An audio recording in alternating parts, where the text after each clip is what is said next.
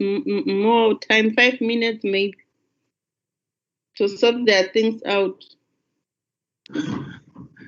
We are back, Honorable Chairperson, and our profound apologies that we were disadvantaged by the network, all of us. So our sincere apology to that effect. And let me just proceed, Chairperson, to say that in my preamble, we would like to report to the committee that in respect to the annual report, that the total number of indicators for the year in question was 69, and 56 indicators were actually achieved, and that obviously constitute 81%, and meaning that 13 indicators were not achieved, and that constitute 19%, which was not achieved. And I'll later come to the reasons for underperformance, Chairperson. Chairperson, allow me to, because from time to time I will be making reference to the pages in the document that I'm dealing with. So allow me to skip from page 16 to page 30, mainly because those pages are talking to issues of strategic overview, the legislative and policy mandates, issues of service delivery, improvement plan, as well as the strategic outcome-oriented goals. So through your indulgence, Chair, I would want to skip those pages and go straight to page 34, Chairperson, of the annual report, wherein we are indicating to the committee that the indicator, which is stated there, number of jobs created through DSD empowerment programs. You will reckon that we had actually planned to create 700 jobs, Chairperson, as stated, and only 678 was achieved, meaning that we had a deviation of 22, as stated. And the reason there...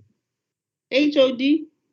Chairperson? Can you please switch on your camera when you do your presentation? I've switched off mine. Oh, thank you, Honorable Chairperson. Thanks very much. Yes, I was saying that the challenge relating to that, in terms of our failure to create the targeted number of jobs, which is 700, is actually the number is decreased due to lack of jobs created within the security, the cleaning, and the catering services.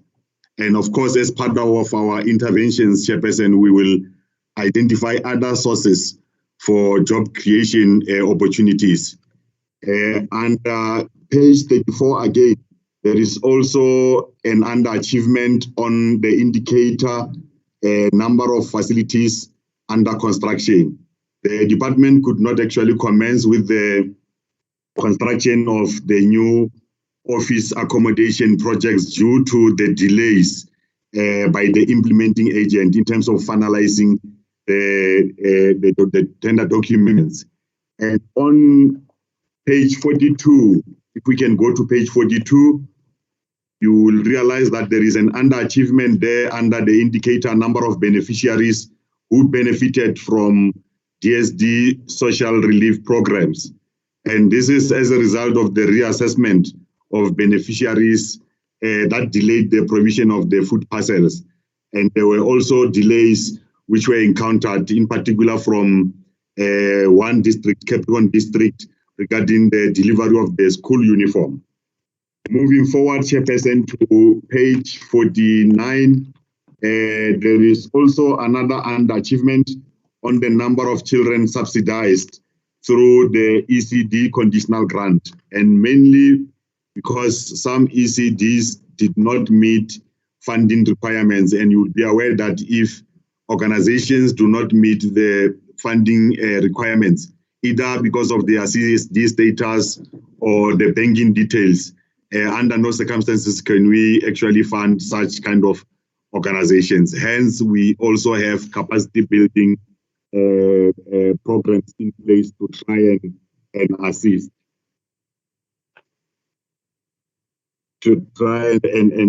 Assist, Chair. And we are continuing to support the non-qualifying ECDs, as I said, to make sure that ultimately they actually comply. Moving on, Chair, to page 50, where there is an indication of an indicator under number of child and youth care worker trainees who received training through EasyBindi model.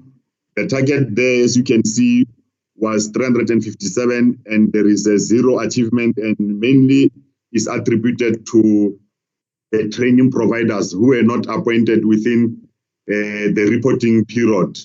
And in future, we are committing that we shall ensure that there is a prompt appointment of the service providers. Chairperson, if we can go to another page of underachievement, as I said, that I will mainly deal with areas of underachievement because it is our belief and conviction that members of the committee will be interested in that. On page 55, Chairperson, under crime prevention and support, there are 3 indicators that were not achieved. Number of children in conflict with the law, awaiting trial, insecure care. Sorry, Chair. Sorry, Chair. Sorry, Mr. Mahopo. Chair. Honorable Butani. Mr. Mahopo, Chair, is out of order. He can't decide to us which pages he must go through. He must go through all the pages. Not that of only underachievement, all the pages. What is this thing he's saying that we will be interested in only underachievement? We want all the pages. He must report. We will tell him what we want. It's up to us, not him. Thank you. Can you deal with your report, HOD? Okay. Thanks very much, Chairperson. I was trying to do this. Of course, it's fine. I will then deal with all the pages. Maybe we're taking it from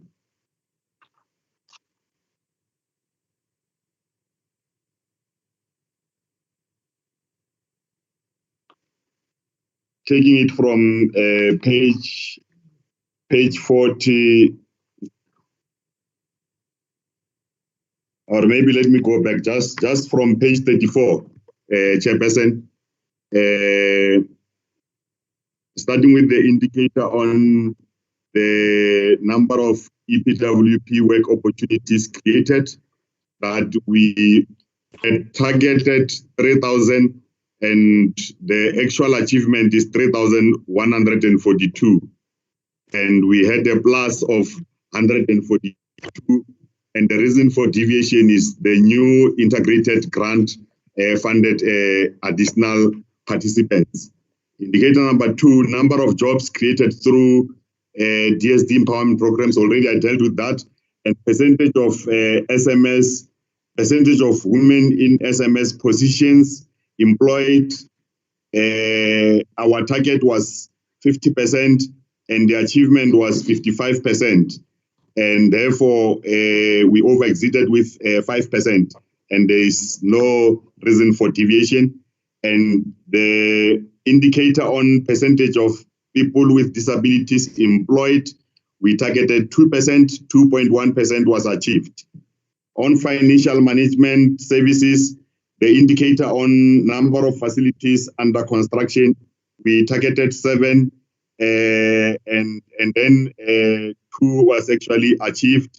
I think I've already spoken to this, where we had an underachievement of 5. And then on number of facilities maintained, our target was 26 and we achieved 42. And then the part of the strategies that we are saying we'll be able to employ under job creation is to identify other sources of job creation opportunities, as I've indicated, and under the number of facilities or under construction, will strengthen forward planning for the projects. Under social welfare services.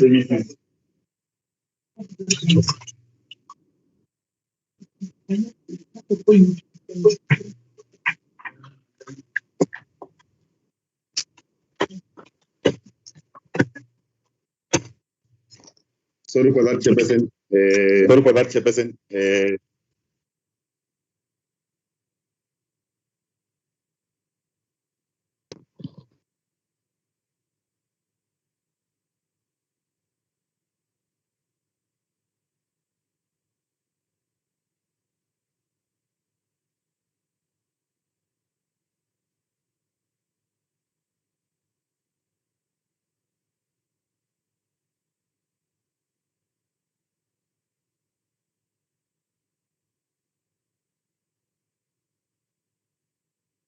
And 579 was achieved. And this was as a result of the availability of an additional bed capacity. On the number of older persons that are accessing community-based care and care person, our target was 20,620, and we overachieved that. This is as a result of news and in particular under services to persons with disabilities. Our target was 3, and 3 was achieved. On the persons with disabilities accessing residential facilities, we targeted 294. All persons with disabilities accessing in-funded protective workshop targeted 4,508, and we overachieved that with 306. And this was as a result of the intensified marketing that we actually under HIV and AIDS chair on social behavioral change in terms of organizations that were trained. We targeted 150. We overachieved that, and mainly is because there were other uninvited participants that actually attended the workshop, and the number then skyrocketed. And then we also reporting on the beneficiaries reached through social behavioral change programs.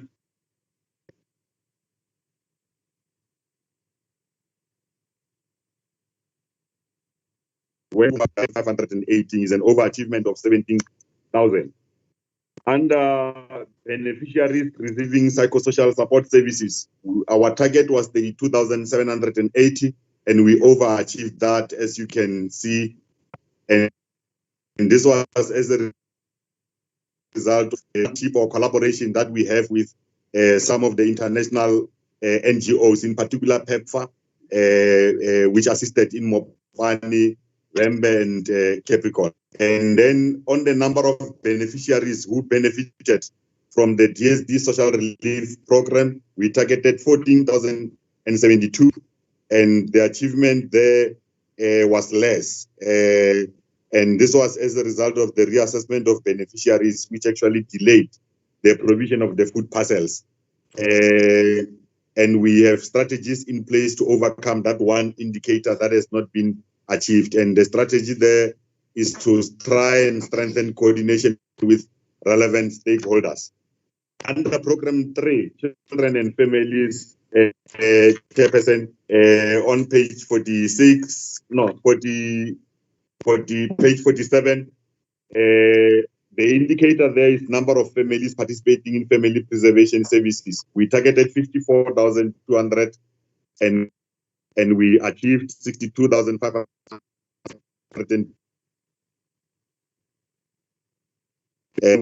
Also on family members who were reunified with their families, our target was 781, and 813 was actually achieved. In other words, is and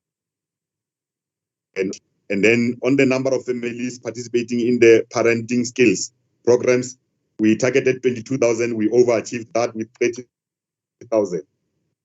On offense and vulnerable children that are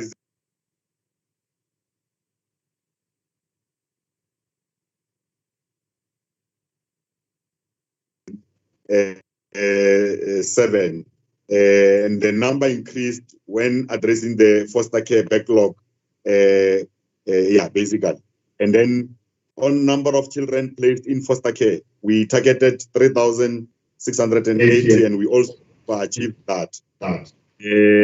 Under ECD and special care services, the indicator on the ECD programs registered, we targeted 128. We also overachieved that, and mainly is because the ECD centers met some requirements. That's why we're able to achieve, because oftentimes we struggle with some of these ECD centers not meeting the stipulated requirements. On the children accessing the registered ECD programs, our target was 181,000, and we overachieved that with 187,894, where we saying the reason for deviation is the registration drive, which actually led to the additional centers being registered. In other words, our registration drive has actually yielded the intended results.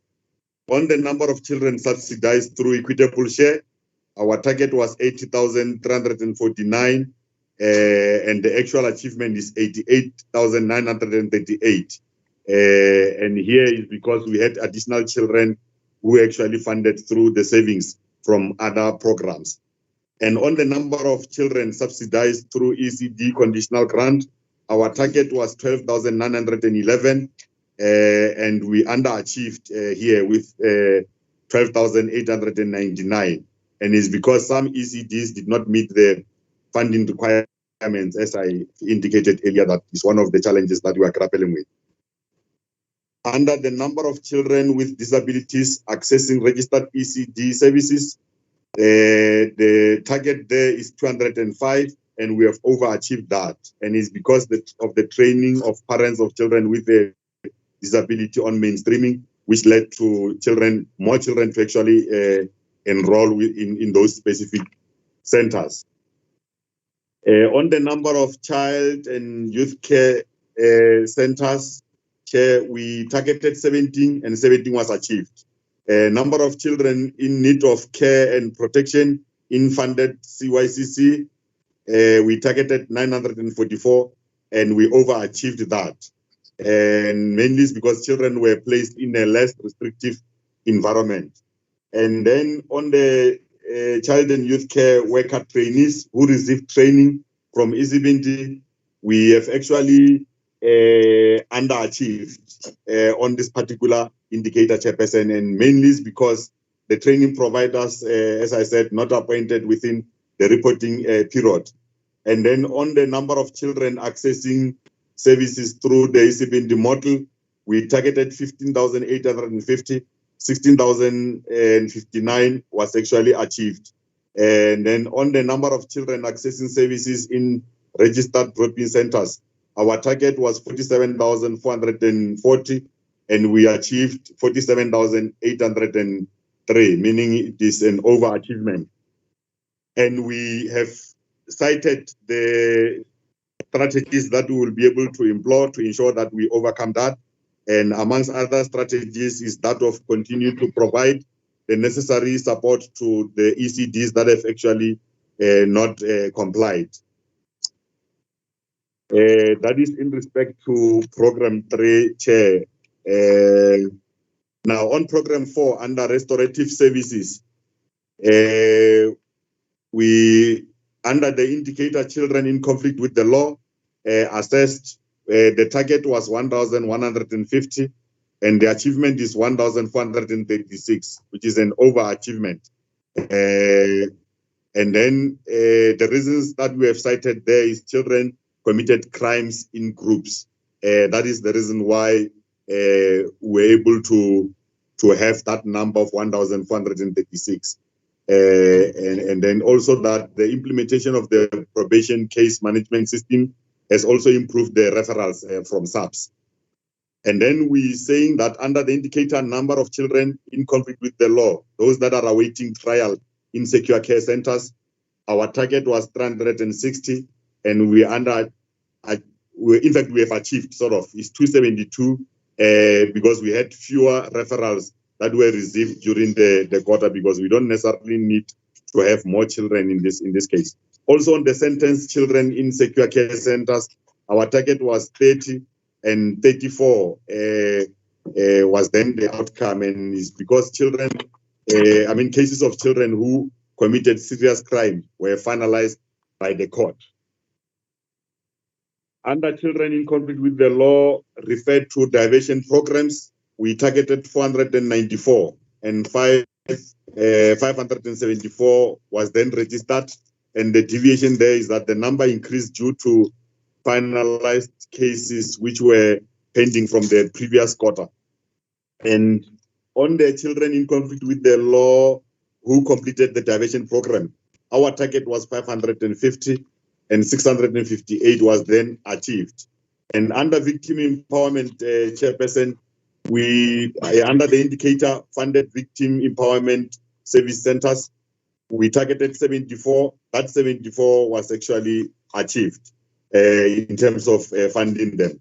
And then under victims of crime and violence accessing social services from funded victim empowerment program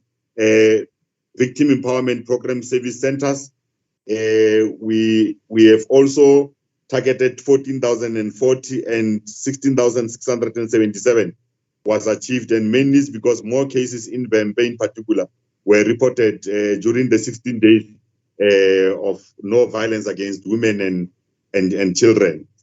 And then the indicator on victims of human trafficking, we targeted 11, and then is 0. So in other words, it's an achievement if it's 0, because there were no cases that were actually reported. On number of human trafficking victims who accessed social services, we targeted 11, and only 1 was actually registered, and we are saying the case was carried over from the previous quarter 1 in particular. On under substance abuse, Chair, on the number of children younger than 18 years who were reached through the substance abuse programs, our target was 253,080, and we overachieved on this one, and it's because the number is increased due to the request for additional services from schools and other stakeholders. On the number of people reached through substance abuse programs, we targeted 140,000. We overachieved that with 186,063. And the number increased due to the request for additional services is the same as the other one that I was talking about. And on the number of service users who accessed inpatient treatment services at funded treatment centers, in particular is Seshego Treatment Center, we targeted 72,000 and were able to achieve 67 and less with 5. And the last admission was actually cancelled due to the lockdown. That was somewhere in March last year. The number of service users who accessed the outpatient-based treatment services, that's where we are collaborating with SANCA in particular, where our target was 800, and we then reached 735. And we are saying the deviation there is 65, and it's because of the outreach program from SANCA that led to this particular output. And we are also stating the strategies there in terms of how are we going to overcome the challenges that we have actually identified earlier. And then I'll go to the last program, which is community development, where we are reporting that we had an indicator on page 65, Chairperson, on people reached, number of people reached through community mobilization programs. We targeted 24,000, and 33,384 was actually reached. And this number, Chairperson, increased amongst others because of the ministerial outreach programs that we normally have, in particular in Tabazimbi, Collins Chaban, and Bapalabroa municipalities. On the number of funded NPOs, our target is 2,960. We underachieved, and because some organizations did not meet the registration requirement. On the capacity building of NPOs, we targeted 3,900, and that 3,900 was actually reached, and it's because of the collaboration that we had with HW CETA, LG CETA, NDA, and other relevant partners. On poverty alleviation and sustainable livelihood, in terms of the poverty alleviation initiatives that we had targeted or supported, we plan to support 20 projects, and 20 projects were actually funded. We also targeted to fund 50 cooperatives, or to link 50 cooperatives, and only 41 were actually linked with in terms of linking them with the market. So we actually underachieved on that one, and it's because of some of the opportunities, the linkage opportunities that we failed to have. And on the number of cooperatives trained, we targeted 50. We were able to train 52, and it's because there was high demand for training by cooperatives. The number of people benefiting from poverty reduction initiatives, our target was 1,500. We overachieved that. On the number of households accessing food through DSD security, food security programs, we targeted 4,700, and we were able to overachieve that with 5,947. And mainly it's because the number increased because of the effective participation of households in the backyard garden in terms of the areas that are actually targeted. On the number of people accessing food through DSD feeding program, those are the center-based programs where we're targeting 191,000, and we underachieved because we are at 141,751, and we are saying this number is as a result of the inconsistent attendance of beneficiaries in those respective centers. The other days they come, other days they do not come, for one reason or the other. And then on the number of households profiled, we targeted 20,000, 24,559 was actually achieved. And then on the number of communities that were profiled in a ward, we targeted 60, 63 was achieved. And it's because the number increased due to the profiling of additional wards during the International Day for the Eradication of Poverty. On the number of, the indicator on number of community-based plans developed, we targeted to develop 30 community-based plans, and we're able to develop only 26. And this is due to service delivery protests in some other areas, which have actually hindered us from actually conducting community-based planning. Under youth development, we plan to support 10 youth development structures, and we're able to support 11. In other words, we had 1+, and this 1+ was as a result of the accruals of the previous financial year. Number of youth participating in skills development program, we targeted 600, 1,551 was registered, and this is as a result of the collaboration with the TVET colleges, the Department of Agriculture, as well as the National Youth Development Agency. The indicator on the number of youth participating in youth mobilization programs, our target was 15,500. We achieved 18,789, and this number increased as a result of the high turnout and the demand for service by young people. The indicator on number of youth participating in entrepreneurship development programs, our target was 9,100, and 12,328 was actually achieved, and the number increased due to high interest by youth on entrepreneurship development programs. And the indicator on number of jobs created for youth through DSD empowerment programs, our target was 1,000. That 1,000 was actually achieved because we had additional work opportunities which were created through the EPWP. On women empowerment, we actually targeted to empower 22,000 women, and more than 22,000 women were empowered. In actual fact, 25,154.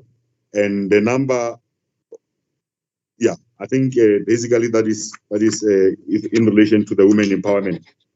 Under the population policy promotion, Chairperson, we targeted to conduct population capacity development sessions, 19 of them. That was our target, and we overachieved that with 24. And on the number of individuals who participated in population capacity development sessions, our target was 1,600. That was actually achieved. And then on the population advocacy, information, education, and communication activities, we targeted to have one. That one was actually achieved. And under number of population policy monitoring and evaluation report produced, we're able to produce one. I mean, we targeted one to produce one report, and that one report was actually produced. Similarly, on the number of research projects completed, we targeted one, and one research project was actually completed.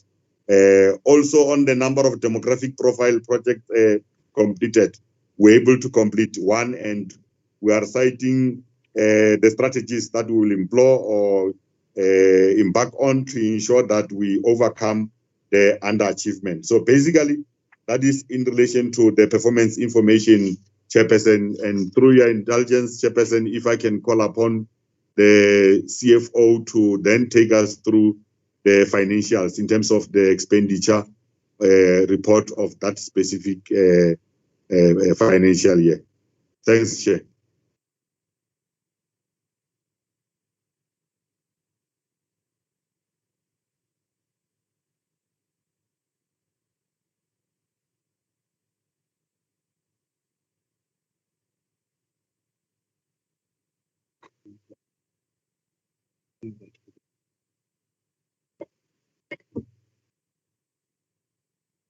Good afternoon, Chairperson, honorable members, honorable MEC, HOD and colleagues. I hope I'm audible, Chair. Yes, you are. Okay. Continue, CFO. Thank you very much, Chairperson. In terms of the spending of the department for the financial year ending 31st of March 2020, Chair, there is a part E of the annual report which indicates the financial statement, Chair. I'll just talk briefly to that, and then I'll go back to the section that talks to the spending per each one of the programs when you go back to the performance information. Let me indicate, Chair, that when you look at the page number 185 of that annual report, the financial statement part of it, you will notice that the department actually spent 98.2% of the total budget that was allocated, which was 2.182 billion. That was the final appropriation. We spent 2.143 billion, Chair. We couldn't spend an amount of 39.2 million. That's amounting to the 98.2% spending, Chair. Basically, Chair, one of the key things that I must flag here is that some of the factors that are actually contributory factors to the underspending are the non-achievement of some of the targets as presented by the HOD.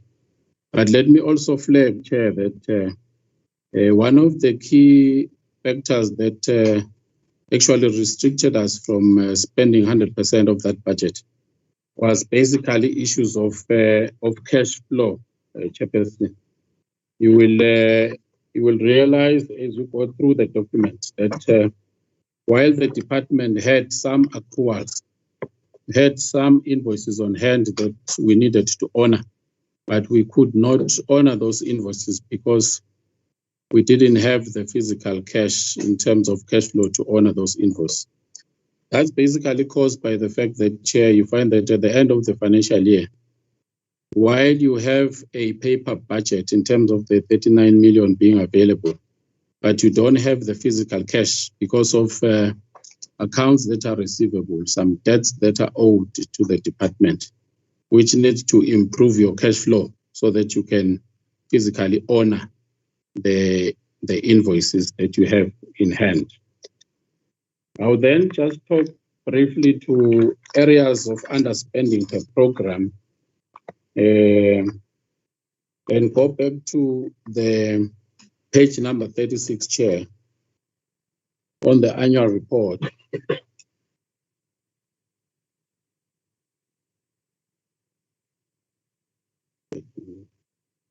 When you go to number 36 of the annual report, Chair, you will notice that on page number 36, we actually, on program 1, which is administration, the department actually spent 97.1% of the budget. There was an underspending of 10.3 million. Basically, the main reason for that underspending of the 10.3 million, Chair, was indeed the issue of cash flow. We had procured 55 vehicles during this financial year, Chair, to the amount of approximately that 10 million. And we could not honor those payments due to the fact that we didn't have the physical cash to honor those that acquisition. Hence, that budget remained unspent. Our intention was that perhaps we request a rollover from the Treasury so that that budget can be rolled over to the next financial year, which we did, Chair, but unfortunately that rollover was not approved. So it created pressure in the following financial year, which was 2021. So that 10 million related to that area of our work. Let me move to page 43, Chair. Page 43, I would also like to flag, Chair, that there were some areas where we have overspent in terms of when you look at sub-programs, while there are also areas where we have underspent when you look at some of the sub-programs. And the main reason for that, Chair, was the fact that our compensation of employee was misaligned. There was a bit of a misalignment in terms of the posting on expenditure.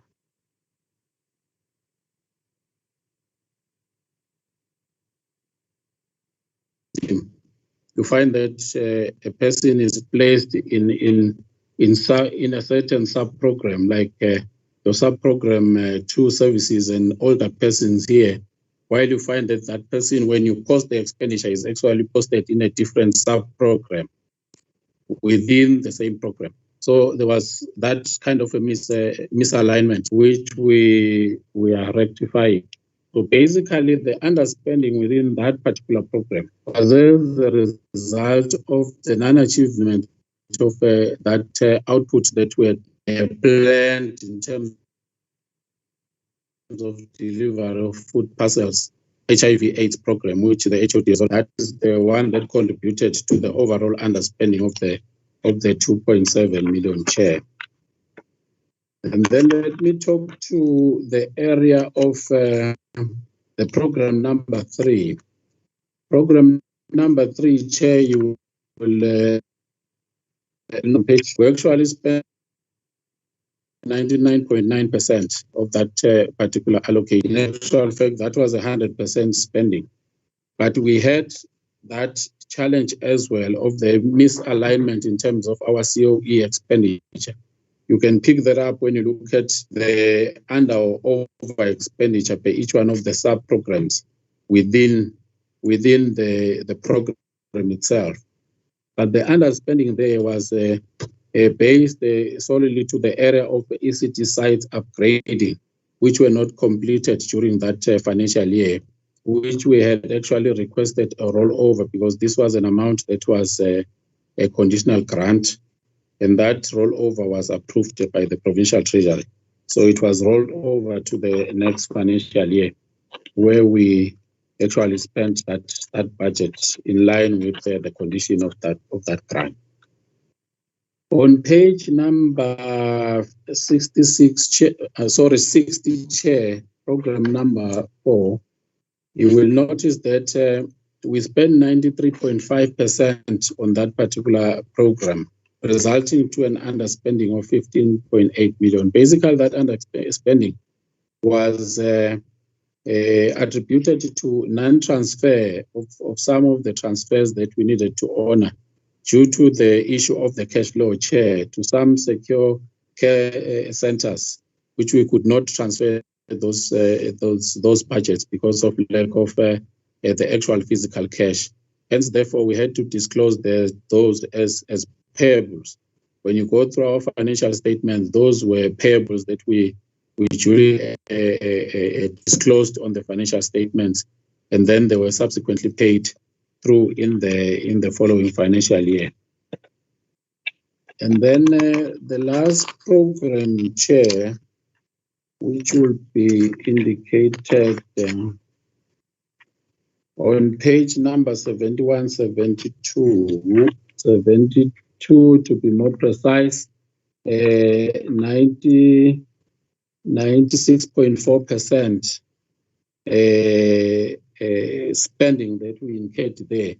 Again, Chair, it was non-transfer to some of the NPOs, which was due to the cash flow problems that we had at the end of the financial year, which were as well disclosed accordingly. And those transfers has to be rolled over into the next financial year so that we can transfer the fourth quarter transfers to those NPOs.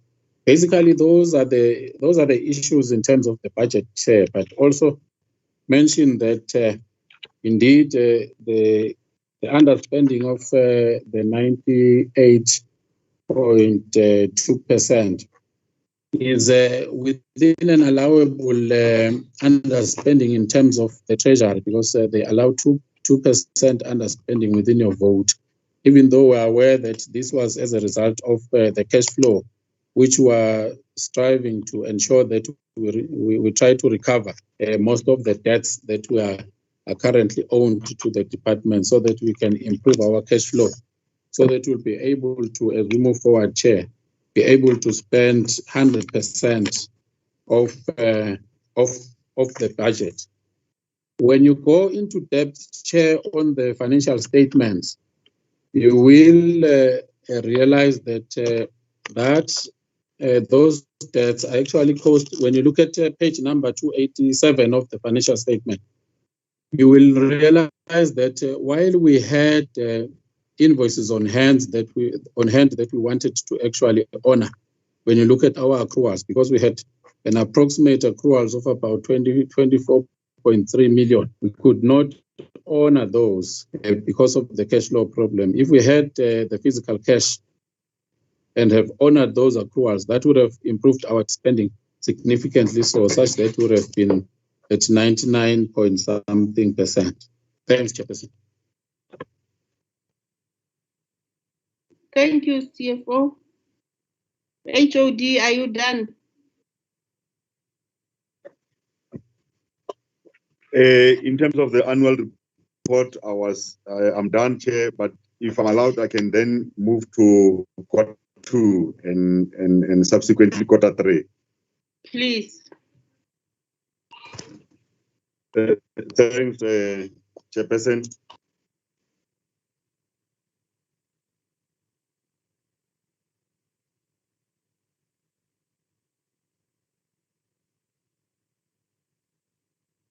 Okay, Chair, thanks. In respect to second quarter report for the financial year 2020-2021, Chairperson, we would like to draw the attention of members of the committee to the fact that we had actually targeted 26 indicators, which were actually targeted, and of which out of those 15 were actually achieved, and which constitute about 58%, and therefore 11 indicators were not achieved, and that constitute about 42%, chairperson. And I must just say it in advance that largely it was as a result of the impact that COVID-19 has had on us as a department, in the same way that it has had in any other sector of the society. But starting with program 1, chairperson, on page 5, the indicator on percentage of women in SMS positions employed, we targeted 50%, and 47.6% was actually registered, and that is a deviation which came as a result of one female who was actually transferred out from the department to another department. And we are making a commitment that in the subsequent year, or even from this financial year, we shall be able to prioritize the appointment of female SMS. On percentage of people with disabilities employed, we targeted 2%, and 2.1% was actually achieved. The indicator on percentage of audit findings that were resolved, our target was 50%, and we were able to register 86%. And that is as a result of the intensification in terms of monitoring our action plan. Our efforts to closely monitor the action plan has actually yielded the intended result. Under program 2, Chair, on number of older persons accessing residential facilities, our target was 568, and we have underachieved on this one at 552, and mainly this was as a result of some deaths that have actually occurred affecting older persons, and this was as a result of COVID-19 in particular, but also some natural attritions or natural causes that have actually had an impact on that. And as part of the corrective measures, now that we are under lockdown level 1, we are continuing to admit older persons. And on number of persons with disabilities accessing residential facilities, our target was 294, and we underperformed here because we are at 285. And this is mainly as a result of some families who opted to take their family members back to their respective homes for fear of COVID-19 infection. And then we are saying that we will continue to admit people with disability as and when they come.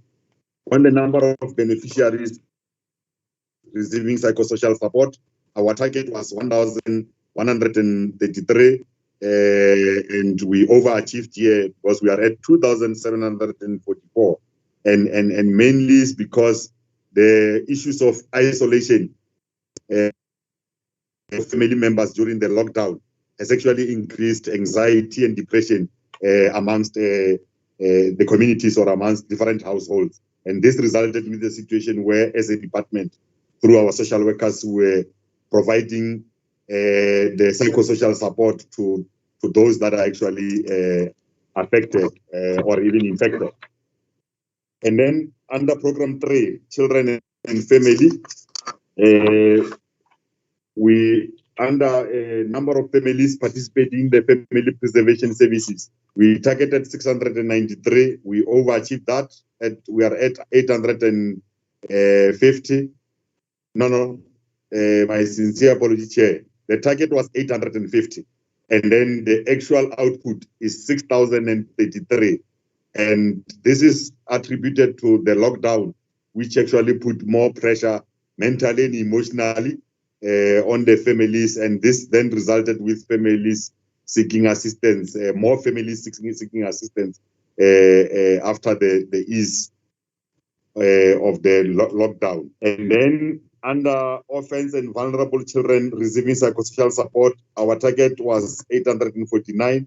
We also overachieved at 2,807, and mainly attributed to the fact that gender-based violence, as we all know, is actually a traumatic experience, and it affects people even mentally and emotionally, and therefore necessitated that we provide much more of a psychosocial support, and also that children in the affected families were provided with the psychosocial support services to assist them to cope with the home circumstances under which they find themselves.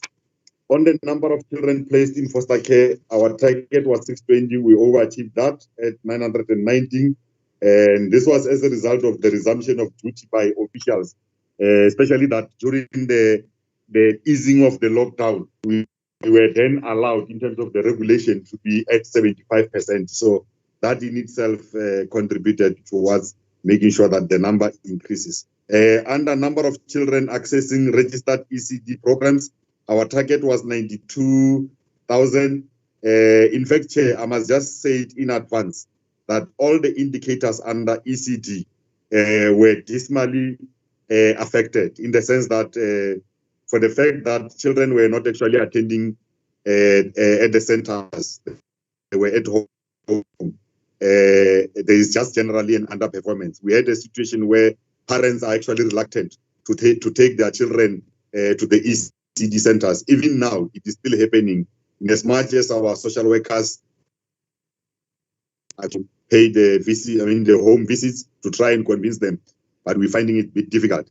So hence, children accessing registered ECD centers, the target was 92,861, and only 7,562 was actually achieved. And number of children subsidized through equitable 58, and the deviation there, I think I've already said it. And then under number of children subsidized through conditional grant, we targeted 10,563, and 0 was actually achieved. Although children were not subsidized, but there were operational costs which were actually paid in terms of the PPEs. We had to procure the PPEs for those kind of centers. On page 13, Chairperson, under the number of children in need of care and protection in funded CYCC, our target was 944, and 874 was actually registered. And the reason for deviation is that one CYCC in Vembe is not actually reported due to the issues of non-compliance. In actual fact, the matter is in the hands of court. So we are now awaiting for the outcome of court, so that we can decide whether we will be able to continue to fund the third CYCT or not. And the number of children accessing services through the ECD, you will see that we have got the zeros there. And then under number of children accessing services in registered group-in centers, also there was no target, because it is an annual target, the same as the previous one. Under Program 4, Restorative Services, the number of children in conflict with the law, our target was 298, and we overachieved this at 622, and children committed offenses in groups, in particular in Vembe and Capricorn, particularly during the lockdown level 3 and level 2. And our preliminary kind of an investigation or research informed us that for the fact that children end up recurring, not having anything to do at home because they were not going to school, and the consequences were that they end up committing, crimes in groups. In the care center, the target was 35, and we are at 28, and it's because less children committed serious offenses that require detention in the sexual care center. Because we are aware that in the sexual care center, that's where we have children who have committed serious acts or offenses. Under a number of children in conflict with the law who are awaiting trial in secure care centers, the target was 90. We are at 69. It's the same reason as the above. And the number of children in conflict with the law who were referred to the diversion program, we targeted 120 and 140 was achieved.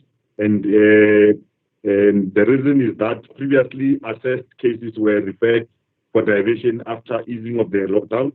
And we'll continue with the referrals to diversion programs to ensure that we stop children from getting deeper into the issues of criminal justice, because it is our intention that we do not have children being involved in the issues of criminal justice system. The indicator on number of children in conflict with the law who completed the diversion programs, the target was 90. We achieved 119, and the reason for deviation is the outstanding cases which were completed in this particular quarter after the easing of the lockdown restrictions. And as part of the corrective measures, we are saying that will ensure that children in conflict with the law, they actually afforded an opportunity to complete the diversion programs. And the number on activities of crime and violence, accessing services from funded empowerment, our target was 1,263, and the achievement 600. And the reason for this, or just to correct myself, the output is 2,591.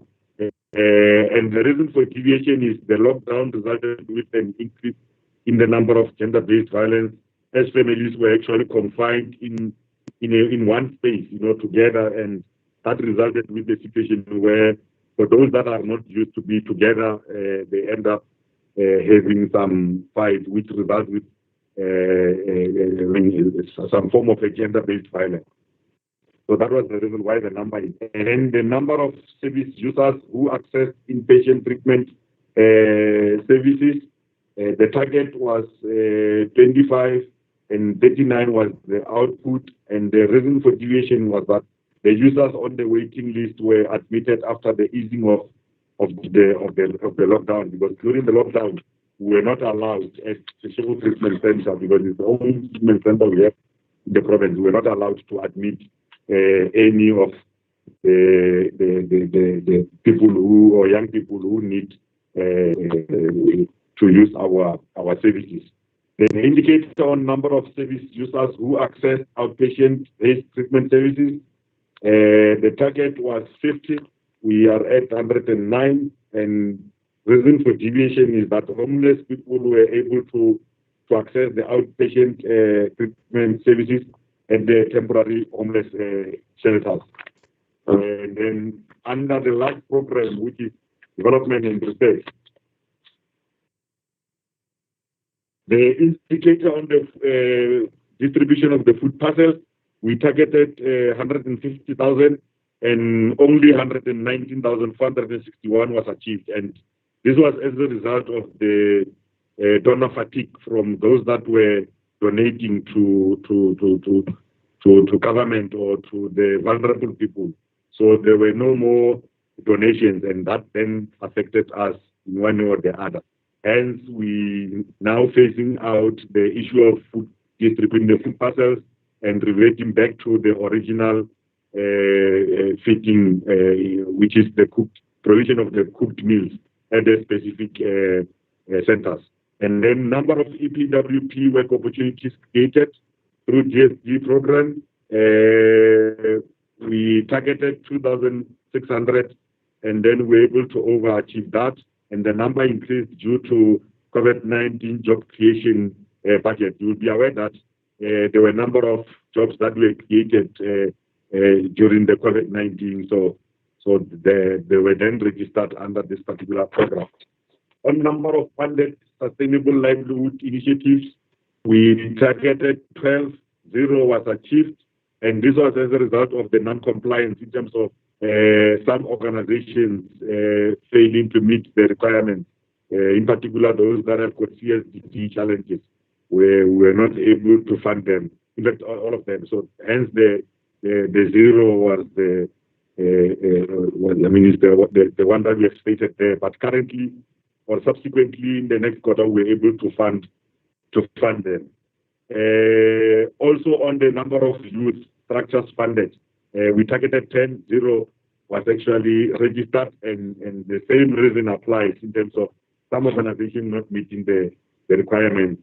The same thing applies to the women empowerment initiatives, where we are funding women-led NPOs or cooperatives. We were able to we have not achieved that particular target because of the non-compliance, but subsequently that was actually attended to. I think that is it, Chairperson. If I can also ask the CFO to talk to the financials and the chart report.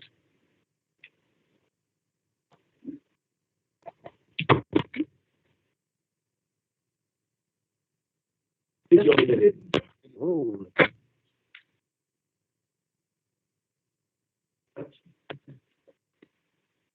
Thanks, Chair. Yeah.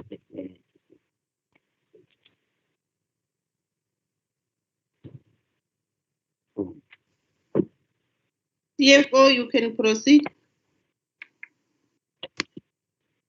Thanks, Chair. Thanks, Chair.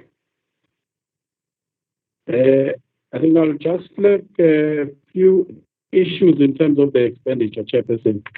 The issues that have been raised by the HOD in terms of the non-delivery on some of the outputs that were targeted for this particular quarter had a direct impact in terms of the expenditure that we had here. But I would like to flag a few issues, Chair, that the community should note. On the overall spending, when you look at your page 25 of our report, that we spend about 47% at the time. At the mid-term, you would expect, if you assume a straight line spending, you would expect that you should be at about 50%. That was the direct impact of the lockdown that actually affected most of our programs here. But let me just indicate, Chair, that when you look at our compensation of employee spending, we're at 47% when you look at the next page on page 26. Basically, a compensation of employees is supposed to be a straight line, Chair. But what was happening here is that we budgeted the cost of living adjustment, which was that adjustment that needed to be effected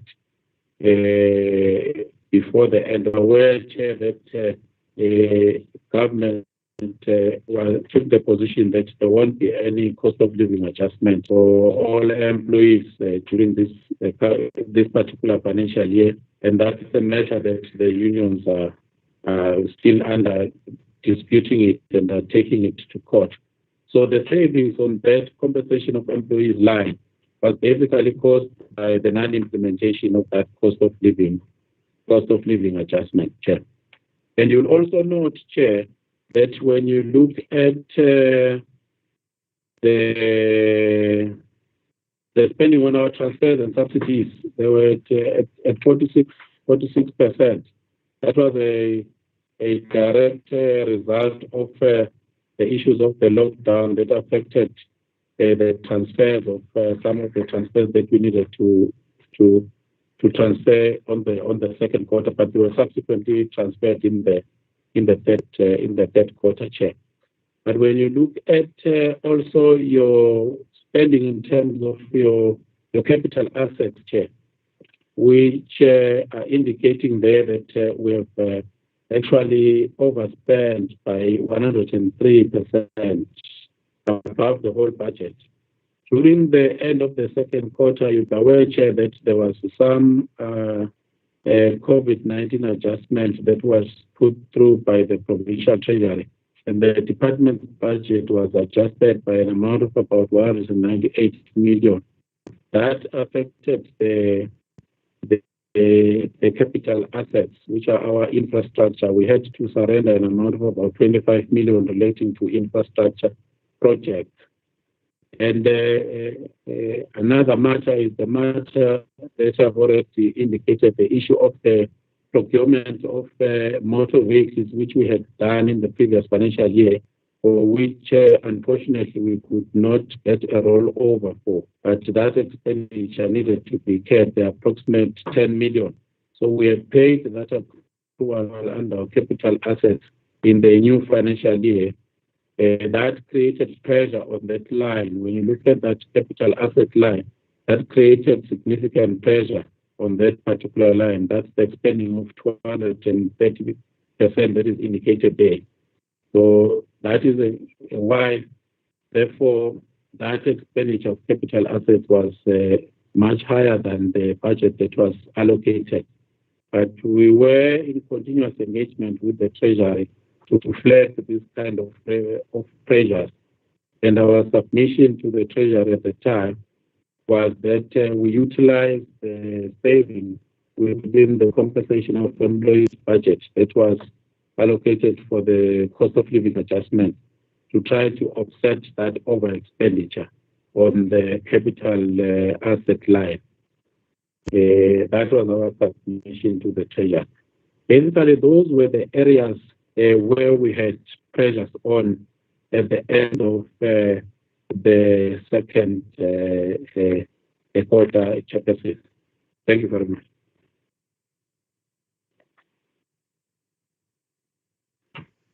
Thank you, CFO. HOD, are you done? Yes, no, I'm left with the third quarter, which is the last one, Chairperson. Okay. Yes. And maybe just to start off by indicating that we had actually targeted 28 indicators for the third quarter, and 17 were actually achieved, which constitutes 61%, and indicators were actually not achieved. And I'll come to those. And I may sound like I'll be repeating myself, Chairperson, when it comes to the third quarter, because the indicators will be the same.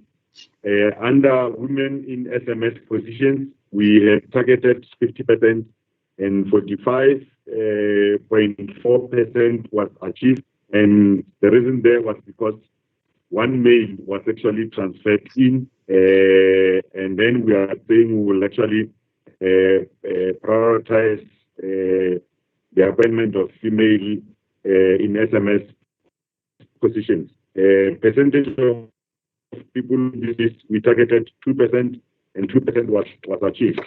On the issues of the audit findings, we targeted 90%. We are at 93%.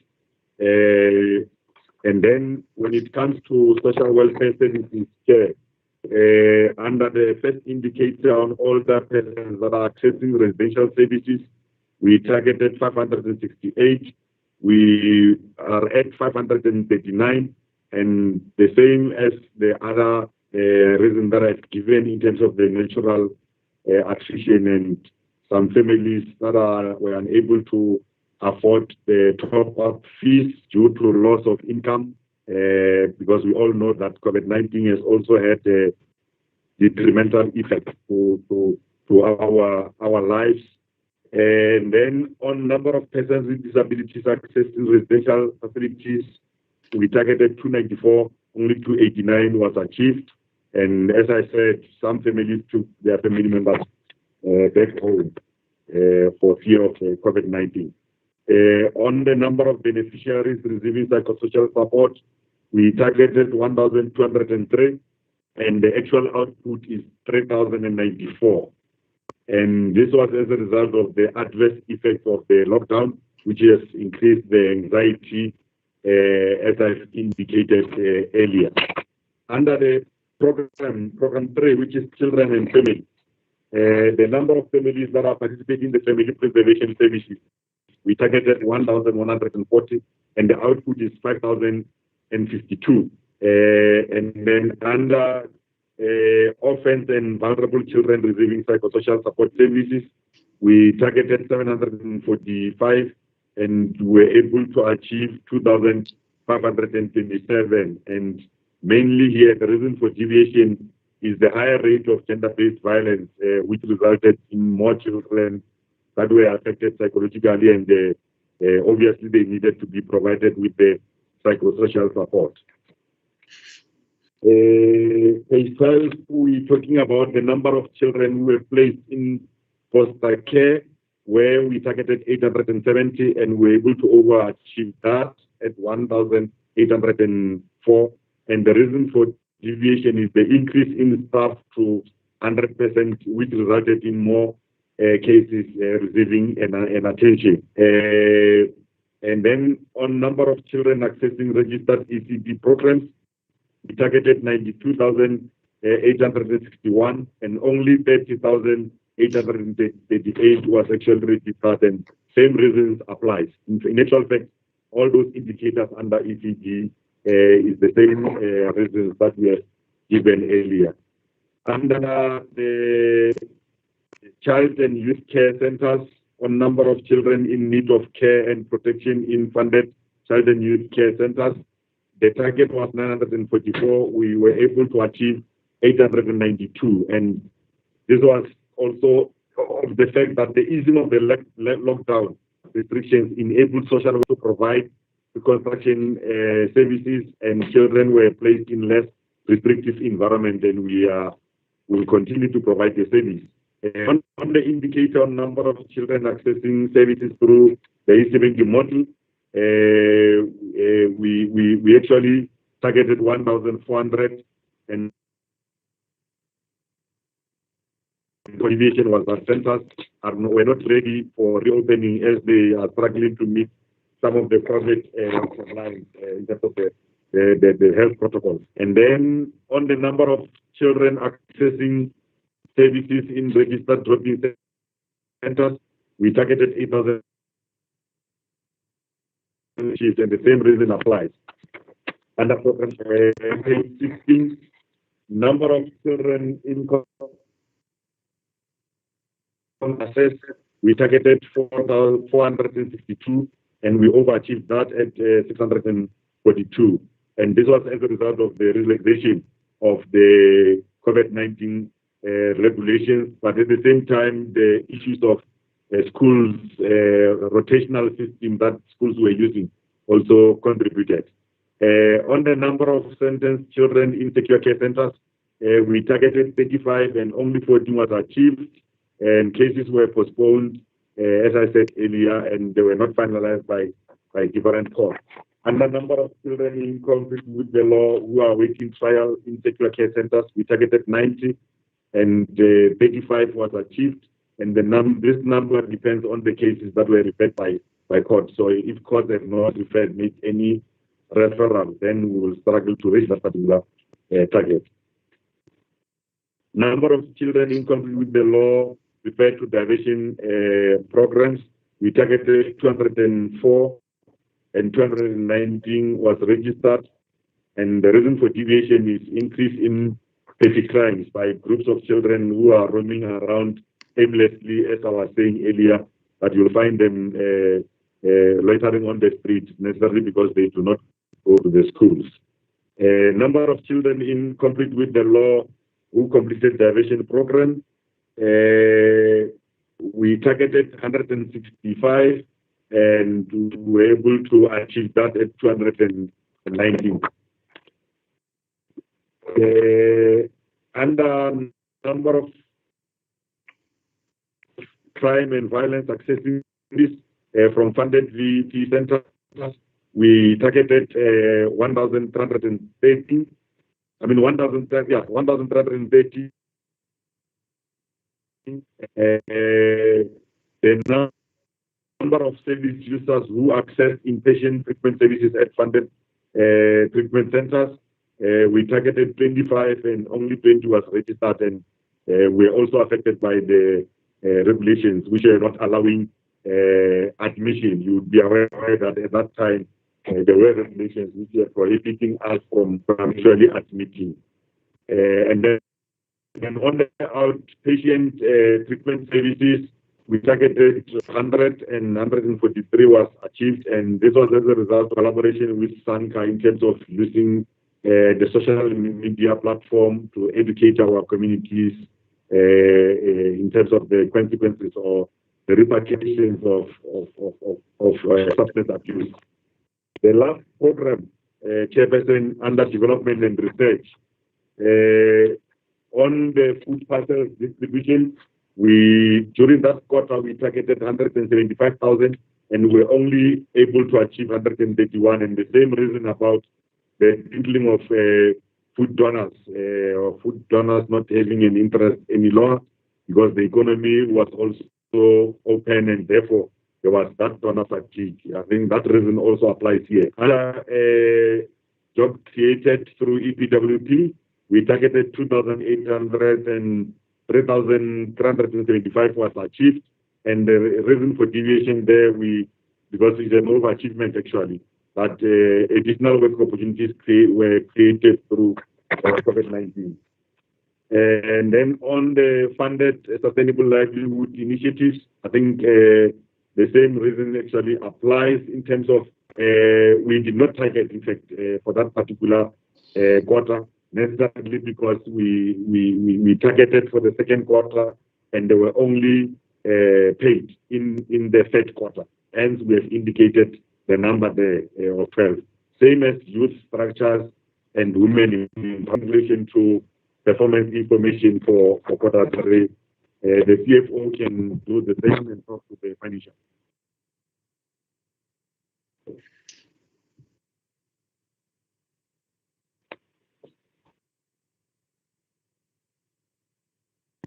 Thanks, Chair and honorable members.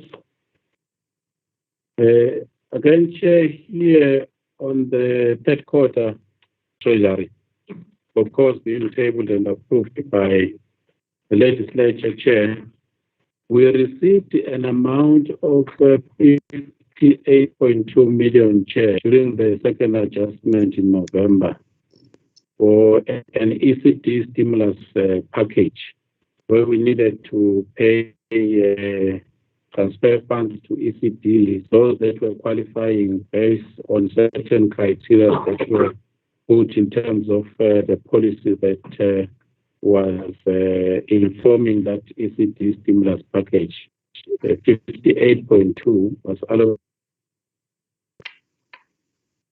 And also we received an amount of 57 million, which was for food security of food parcels, which was allocated under our program 5, Chair.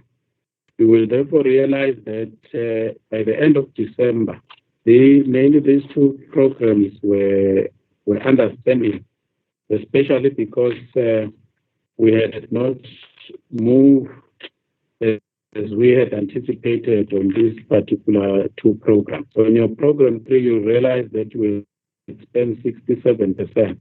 So that stimulus package share of 58 million, which budget was allocated during the second adjustment, we had not spent on that 58 million. In actual fact, we had just opened the application, which was a process that was handled by National Social Development Department, which applications only closed on the 26th of February in the fourth quarter, Chair.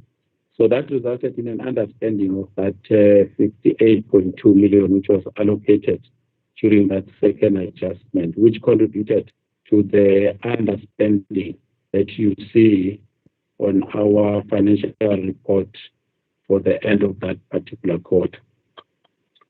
Similarly, on program number 5, Chair, we realized that 57 million, our plan was that we're going to make 2 tranches of transfers to 2 of the NPOs that are facilitating that process of food distribution. So we had made the first tranche, Chair, The second tranche was made in the fourth quarter. So that allocation of the 67 million then resulted in that understanding of that on that particular program.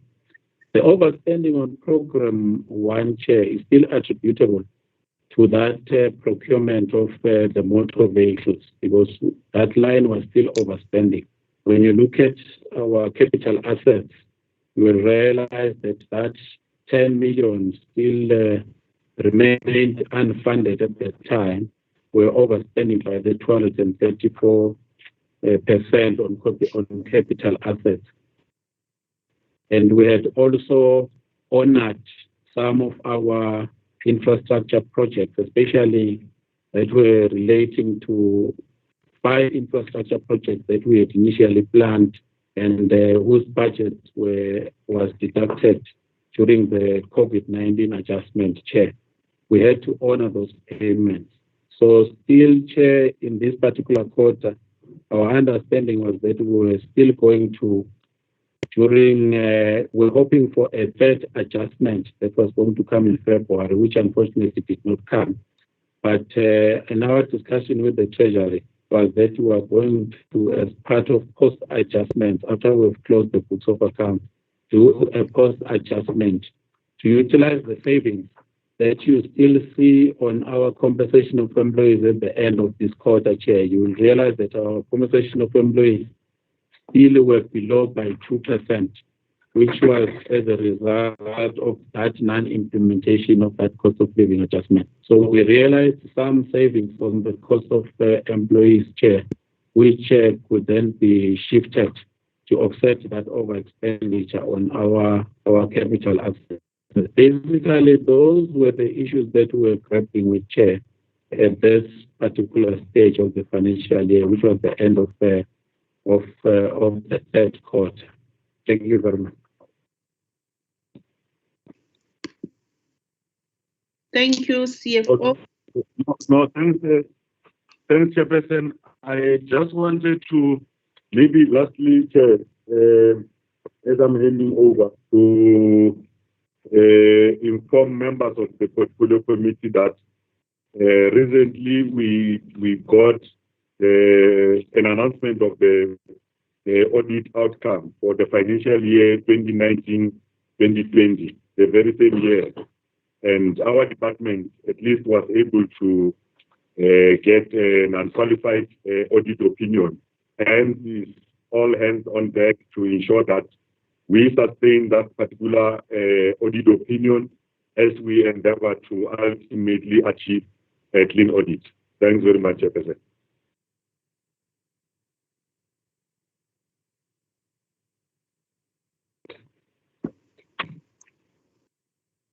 Thank you, HOD. Honorable members, the HOD has made the presentation. Can we talk to the report?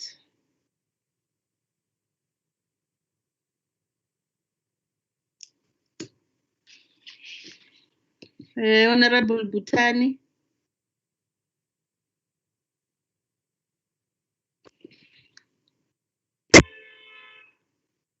Thanks very much, Chair. So I'll speak to everything at once with the hope that the department will be noting.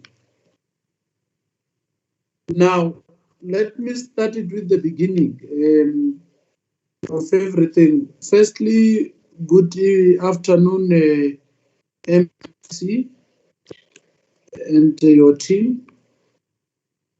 You see, Chair, when I said to the department, they can't tell us what to say, I mean, what they must read to us. It was basically because when you speak of overcommitment, you are also speaking about money not planned for. So you can't only go to underachievements as if overcommitment is not a problem. Whereas that there are overcommitments that the deviations of cannot be explained. I think when the HOD spoke to from page 35, between page 35 and 40, there are overspendings that he was talking to, that deviations are not granted and cannot be explained. Then, Chair, we need to be told as a committee before anything else, how much are these deviations that are not properly granted? How much do they account for? And why are they not properly processed? Because deviation is something that happens when you are not intending for it to happen, and then you authorize for it to happen. The person was authorized for it to happen. Why did that person not authorize for it to happen properly? And because they wanted to be creative, they then did not want to read to us those kind of issues. And it's wrong. It's malicious reporting. Chair, it's malicious reporting. It's dishonest, it's dishonorary.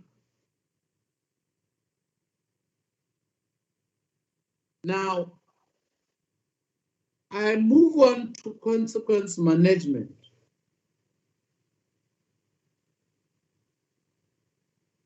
Can the committee be granted the plan we are told the department is having?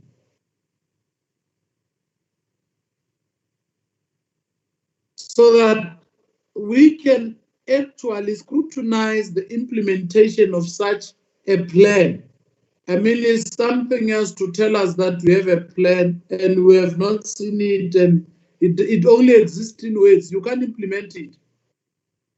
By all means, we must avoid malicious reporting. It's dishonorary, it's criminality actually.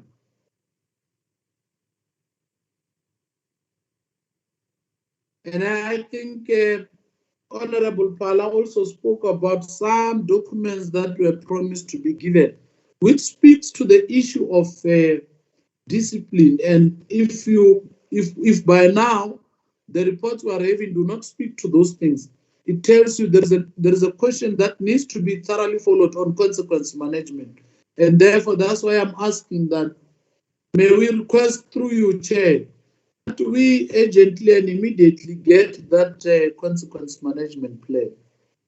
I do not understand, Chair, how this department fails to absorb social workers from 2030. It's not a want, it's a need. With the coming in of the new MEC, I thought things would be different. I mean, now as the new MEC explained that she has not absorbed these social workers, and then even to date, those that they have absorbed don't have tools of trade conditions, their offices. Some even criminals, then defenders of the people, DOP, led by some guy called Mpatele, just went into their offices and harassed them. We got a report that some of the social workers don't have laptops. And you then have the MEC and the new HOD who do not see a problem with them.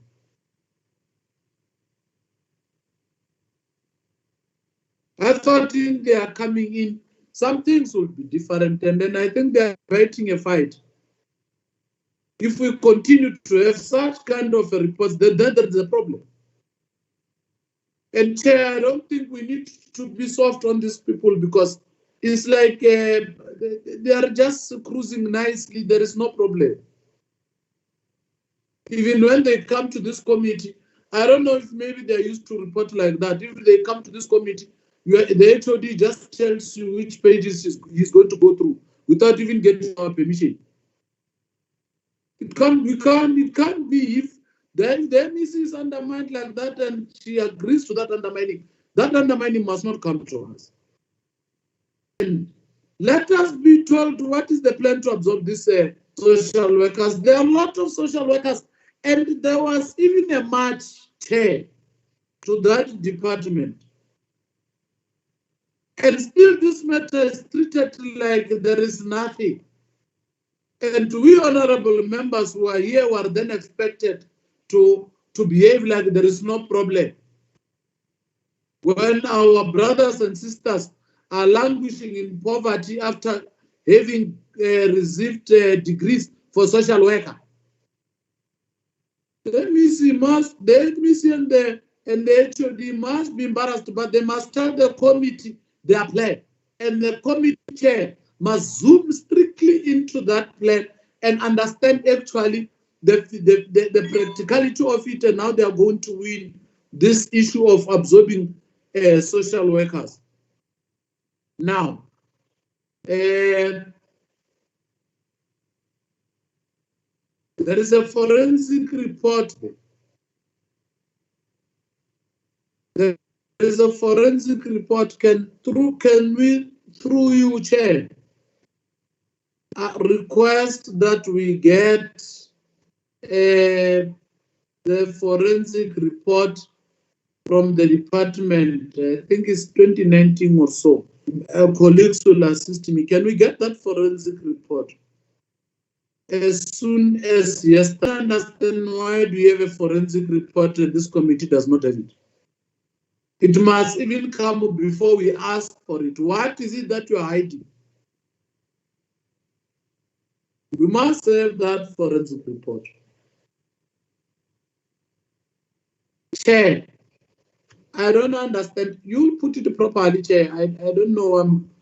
I might not be putting it in a manner that might be appreciated by some people, but you will put in a manner that will be understood properly.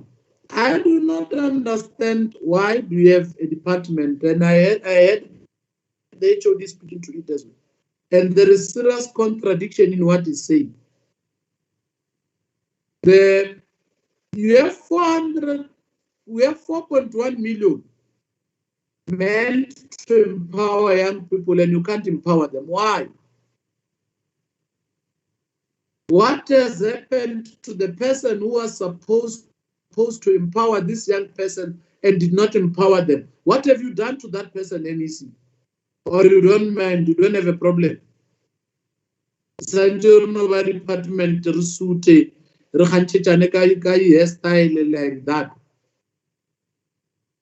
There must be, there is 4.1 million meant to empower young people and it did not empower them. 10. 4.1 million meant to empower young people, it did not empower. You had to have a person paid every day, every month end from January to December, full-time paid to make sure that young people get employed and then they are not employed. And then this Salamani issue. But can I just understand, when did it start properly and then when are they completing it? And what is the commitment of the MEC? And this commitment, Chair, of the MEC must come with consequences. If such a commitment is not met, what must then be consequences? And this committee must be privileged with such information of consequences, as it must be reported. It must, as a process of HOD speaks, tells us that in terms of there is a program on your poverty initiative. And I will wish, Chair, that they properly explain it. Because they will say they've given a seat. Yeah. seed to plant. I don't have land. I don't have water. So what must I do with those seeds? Do you have a person who sits in the office and then plan properly? Proper planning, HOD, proper planning. You give me a seat, I don't have land, I don't have water. What must I do with those seats? Decorating a living room. Now,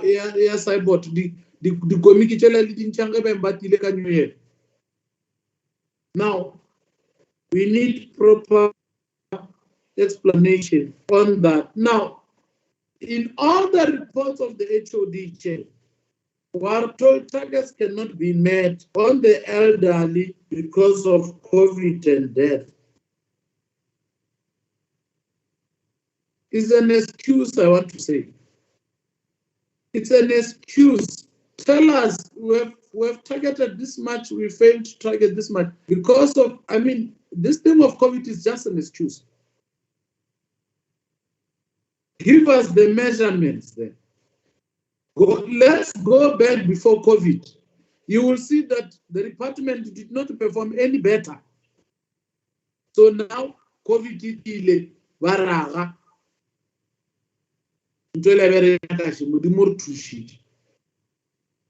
It's not true that it's not is COVID. There is just laziness in this department. There is just pure laziness in this department. And I think we need to be strong. I think we are being taken for a ride. People think that we are soft like that, or maybe we are friends. And therefore, there is no problem when work is not done. How do you have a social worker without a laptop? How does the social worker capture information? So it means this social worker, even if you have a good heart of helping people, you are going to be reduced to a deadwood by the department itself. Now, Chair, the food parcel, 150,000 targeted, you distribute 119. And then you did not distribute more than 30,000. You have appointed an NGO.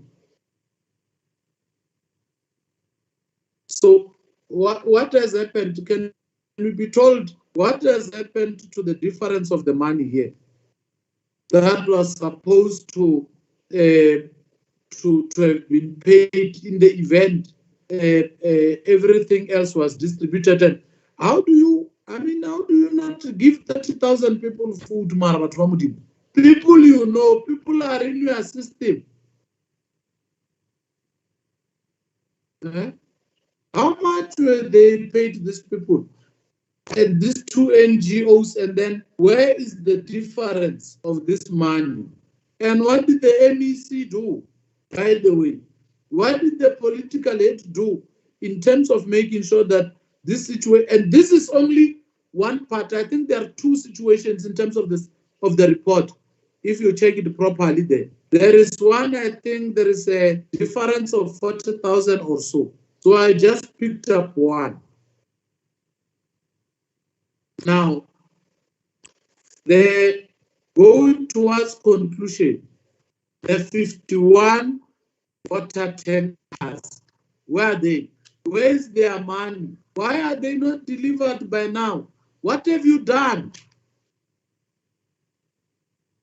You said 51 tankers are needed. You appointed a person, no problem. That person did not deliver the water tankers. Where are the water tankers? What have you done as the MEC to make sure that these water tankers are being delivered? And what has happened to this service provider? We need those answers, Chair.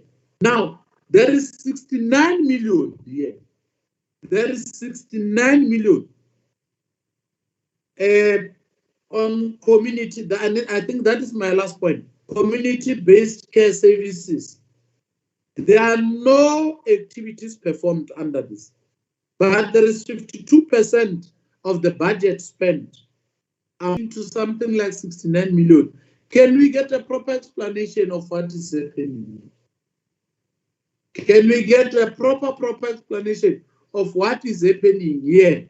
I think there is a problem. I think we might need, I don't think we are going to finish with this department now. We will need more time, Chair. They must, in fact, if it's possible, we must go visual, I mean physical, with this department. This visual, I don't think is going to address our problems properly. They must, and if through you, Chair, if you are allowed, when they must be bringing back the report you are asking, they must come physically and we must interrogate those reports physically with them if we are serious about our work. Thank you, Chair. Oh, sorry, the last point. Sorry, the last point. Now, in terms of what do you call it? Just a sec, I have it here. Now, the great progression 2013 and 2018. Can we get an explanation on this issue of great progression? Because when these social workers, 170 of them, ask you what is happening and they want progress, many of them, Chair, get what do you call it? They get victimized by the department. So this department, they don't hire social workers. The ones they have, they don't care about them. They don't give them tools of trade, and worse, no moral rejuvenation or injection. No great progression. I mean, from 2013, 2018, there is a report on that matter. And I think the MEC knows about it, and they are quiet about it. They are not doing anything about it. There is a report that speaks to that issue. Now, let them speak to those issues, Chair. Thanks.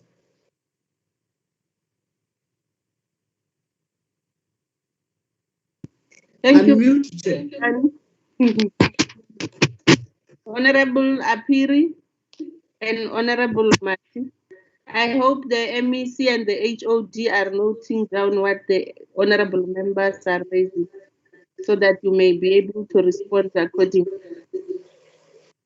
Thanks very much, Chairperson. Honorable Mati, you will follow, and Honorable Phala. Thanks very much, Chair. And let me start by appreciating the report as presented by the MEC through the accounting officer and the CFO. Chairperson, let me start with the historical irregular expenditure. And I'm going to cite Latuka as an example. This matter, Chair, must get out of the books of the department. Remember, we've been told the matter is in the office of the previous. Maybe I think it will be proper for us to get to know as to how far is the office of the with regards to this matter, because it must be dealt with once and for all. If the department needs these committees' help to make sure that we talk to whatever office that is having the matter, and the matter is in the books of the Auditor Generals forever, and they are not doing anything. They want us to intervene. Let that be, because the Pashas Latrule matter must be dealt with, Chairperson. There is this other one here, the unauthorized expenditure in the tune of 10 million. This is the matter between the department and the Department of Public Works. This matter as well, Chair, is very much concerning to this portfolio committee. It's long overdue. I'm going to request, Chair, that if needs be, let us convene the Department of Public Works together with this department and mediate, make sure that this matter is dealt with. If the department has got something to tell us about these two matters, please let them assure us as to what is it that is happening with the matter and how far are they, and what assurance are they giving with regard to us not seeing this matter again in the books of the Auditor General. Chairperson, on the issue of the accruals vis-a-vis the cash flow problem, when the CFO was reporting, he spoke of the accruals, and the accruals, that is a problem because there is a cash flow problem. According to Chair, the little knowledge that I have, the accruals emanate from the funded projects or activities, funded activities or projects that may not be funded by the end of the financial year. And if we talk of the accruals, we can't talk of the cash flow problem, because the activities or the targets that was not paid was funded and was planned for, and therefore we will need to get to know as to how did it happen that we have accruals that is being affected by the cash flow. Why were they not funded? Because they were planned for and they were funded. Why were not payments done? And where is the budget for these targets, which has created the accruals for the department? On the issue of the overachievements, Chairperson, I think Honorable Butani has spoken to the matter, but I think we need to know from the department as to what guides the overachievement.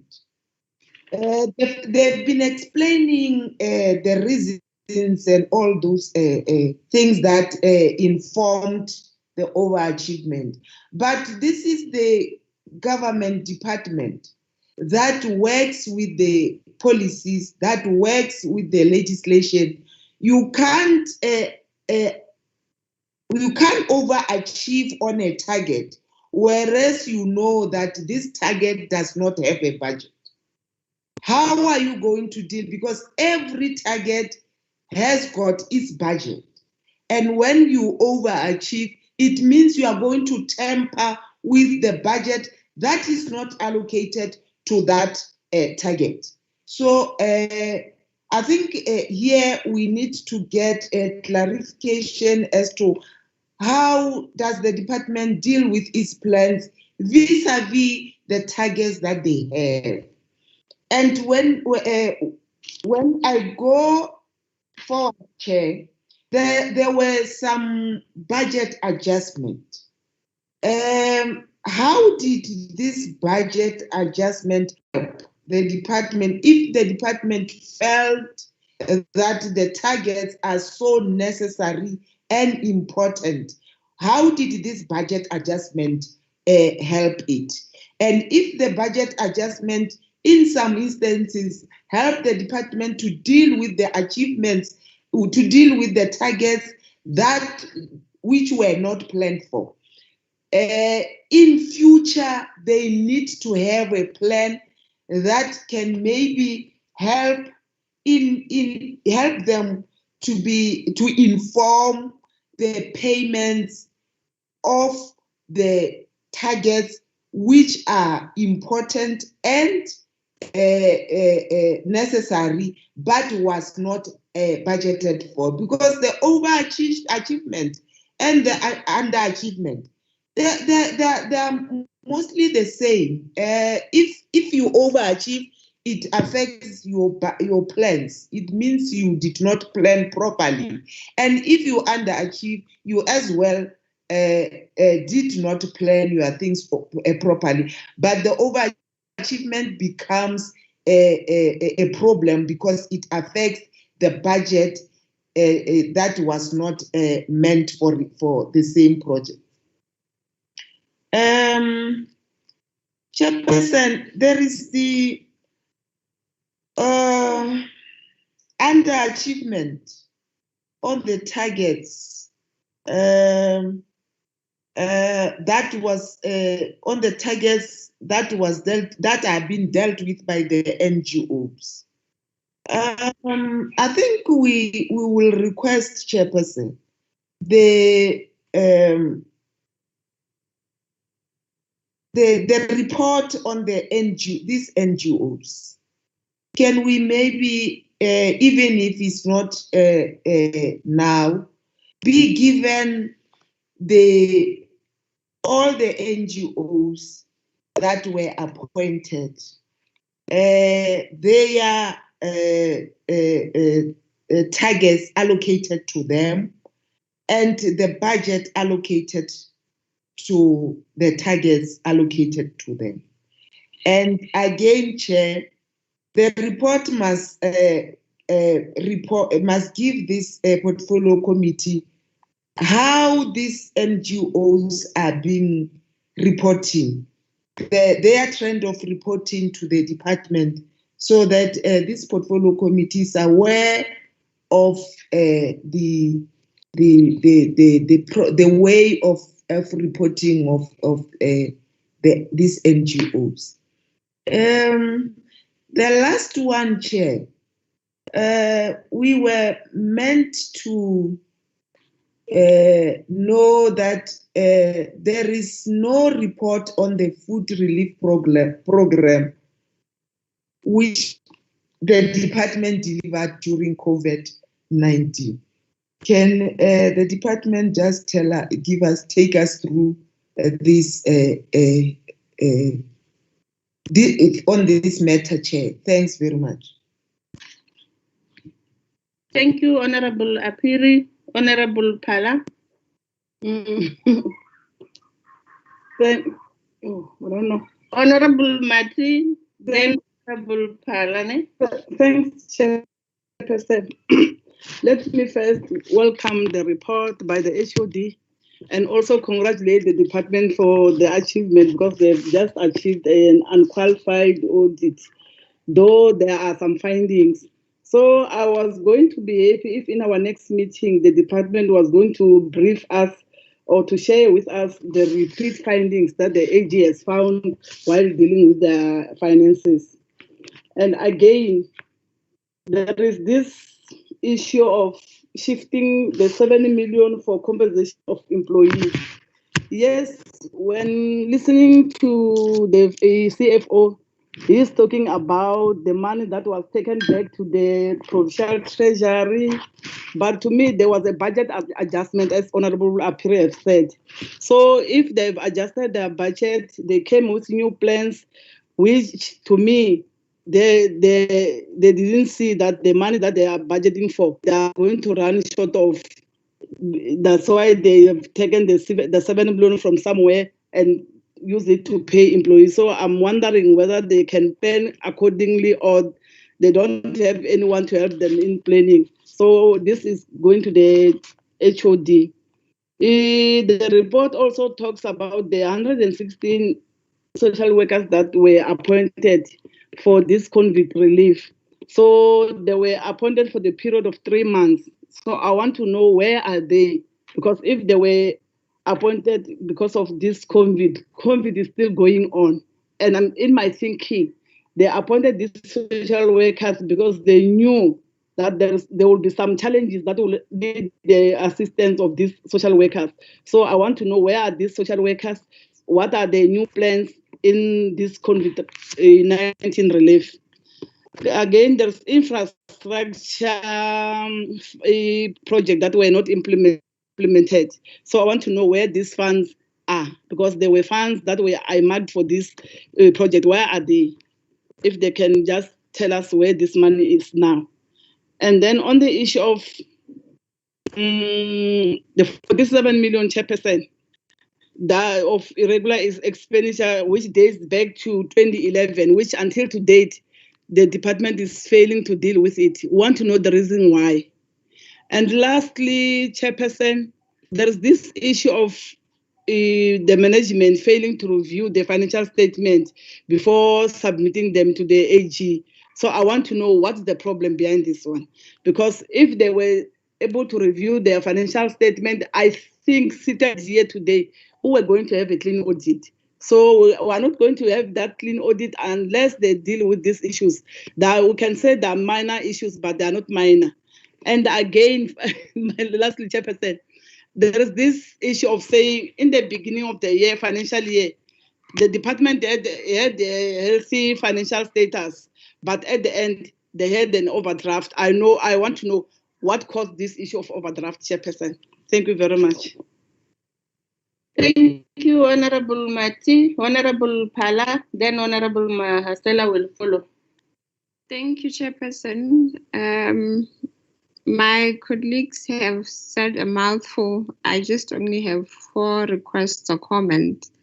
In our previous meeting, I had requested for the department to furnish us with the gender-based violence technical committee organogram so that we know as to who's involved when where. Although it was the MEC and the Transport and Community Safety MECs who were taxed, but I believe that there's a lot of departments or other officials working within the technical committee, so that as members we can be able to play our role of oversight and know who to question when it comes to us. So if they can provide us with that organogram. The department will forgive me on this if they submitted it. On a document named Q3, they have listed submission letter, but it is not part of the documents. So I'm not sure if maybe it was sent, maybe because our own researcher is not well. But if they maybe listed it and forgot to forward it, if they can forward the letter of which we requested, where the former health minister confirmed that the Shuluvana Frail Center should go to the Department of Health entirely and be removed from social development. Also seeing that we are nearing September, the expiration date of the contract there. I think not long ago, less than a month ago, we have noted in the media, Honorable Chairperson, the allegations that were made against a certain old age home, I think in Reistragat Makado, on racism. I don't understand the issues around it, but it was about racism. The home is allegedly funded, or it receives funds from this department of ours. If they can maybe explain as to if the department did intervene, what was done, and what was what did they find out in terms of those allegations? If they haven't acted, when are they planning to do so? If they can go and verify and intervene, because racism should not be accepted at all within our province and country. Rapasha Stop Center Chairperson. I think this is a long-standing issue with this committee, and at one point we had a broken record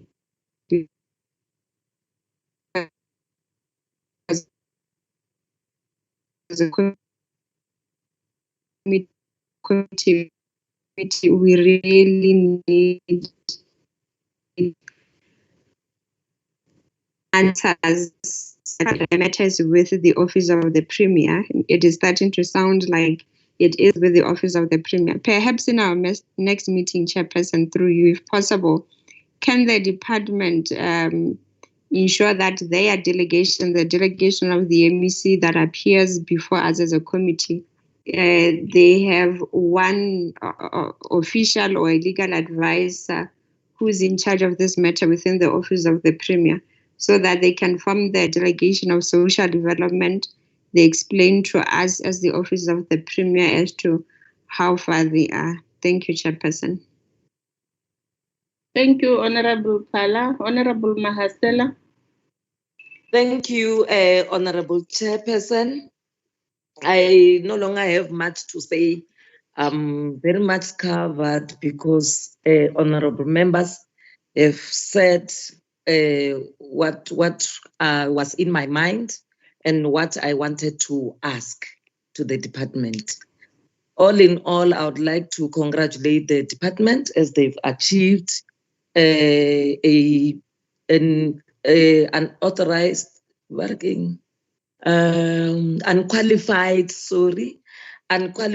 audit opinion with findings, and we hope that all those findings which were found at the department is going to fix so that they can achieve the unqualified audit opinion, which is clean. Thank you very much, Honorable Chair. Thank you, Honorable Mahasela. I will then hand over to the MEC to make response.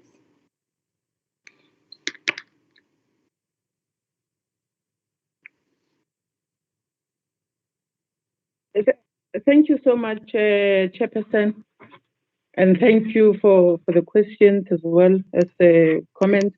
I will hand over to the HOD to respond. Like we've indicated that we're for the whole team, even the Chief Director responsible for corporate services, I think is here. There are questions that are relating to corporate services which we'll be able to respond, including the CFO. Thank you.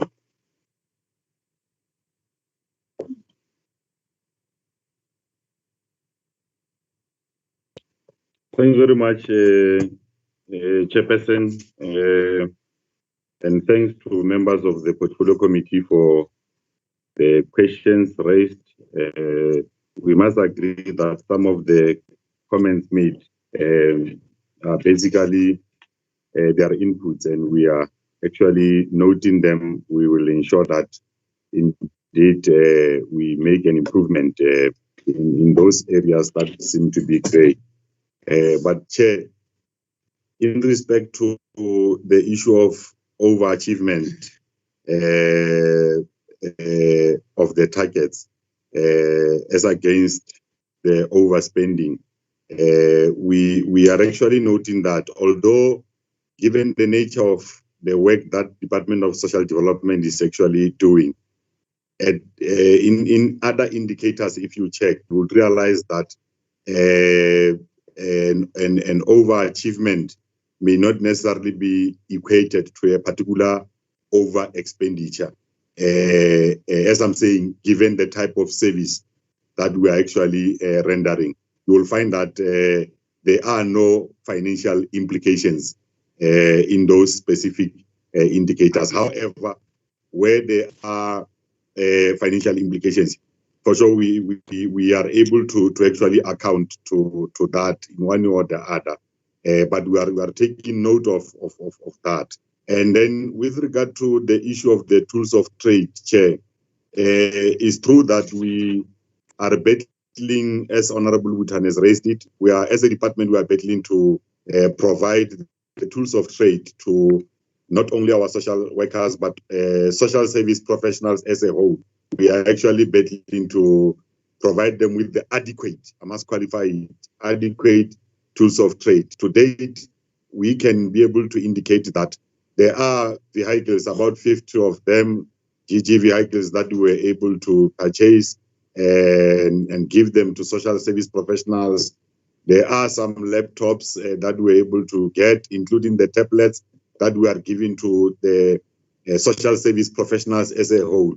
Although we are admitting and agreeing that that is not enough, they still have to get some more, so that ultimately none of the social service professionals, and I'm consciously saying social service professionals because I'm referring to even community development practitioners, the social auxiliary workers, the child and youth care workers, as well as social workers. So we are conceding that there is a need for an improvement in that particular area.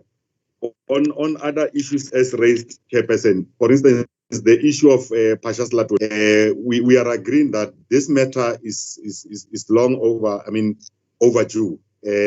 And it's true that the matter is currently handled by Office of the Premier Legal Services, and from time to time we are making a follow-up with them because it is also of our great concern. What we are told is that now Public Works is at the level of evaluating the facility in question. So we are awaiting for an evaluation report that ultimately will be able to inform us as to whether a particular portion of land would be expropriated to us or what will actually happen. In relation to the issue of the issue raised by Honorable Phala about the GBV Technical Committee organogram, we should be able, I thought we have given you the action plan of the gender-based violence, the provincial action plan, because that plan succinctly spell out the different role players, including their responsibilities and roles. So if not, we should be able to, we'll be able to provide that. I think tomorrow we should be able to give you a copy of the action plan, of which the issue of organogram, well, it may not necessarily be stated as an organogram, but the action plan will talk about the Premier having constituted the GBV Technical Committee and assigned the MEC of Department of Community Safety and Transport, as well as the MEC of Social Development, to establish that technical team. And thereafter, then the team was constituted with these clear roles and responsibilities. So we'll be able to give that. There is an issue raised about the letter from the Minister of Health regarding the investigation that was conducted by the ministerial task team that was established by the then Minister of Health, Minister Motsoaledi. The report, the report and the letter, they are there, where the letter from the minister is very clear and is instructing us indeed as government that we should be able to make sure that that facility, the Department of Health takes over that facility because of the different, the roles and responsibilities that are contained there, given the nature of the people that we have, because we are talking frail people, largely of which 80% need an assistance from the Department of Health in terms of the Mental Health Act. So that letter, we should be able to give it to you together with other relevant documents. But currently, we should indicate that the matter is now at the level where the cluster, we are actually trying to process the matter through the social cluster, and we hope that in the coming social clusters, we should be able to process it, because it's true that the contract will be coming to an end in September, and we should start with processes right now. On other issues, as they were raised, I think there was an issue raised about the report on the two, the NPOs. We will be able to provide a detailed report regarding the work that the NPOs that were appointed, and I guess it's with regard to the food relief. We should be able to give a detailed report that accounts to all the activities and the work, including the implementation plan as to what is it that they are focusing on, how much was spent, and all those. We should be able to do that, including the issue of the findings. We will be able to share with the committee the audit findings. And I must indicate that on matters of emphasis that have been raised by the AG, we have so far been able to develop an action plan that seeks to address all those issues that were raised by the AG. So it should be possible that we share them with members of the committee. It's true that there are some of the projects, infrastructure projects, that are incomplete, Chairperson,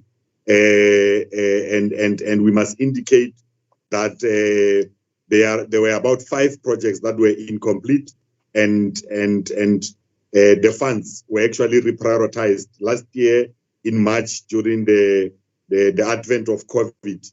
It resulted with a situation where funds were actually reprioritized, the funds that were meant for the 5 projects. Hence, now we are in discussions with the provincial treasury to ensure that we actually get funding for those projects, because already there were some professional fees that were incurred.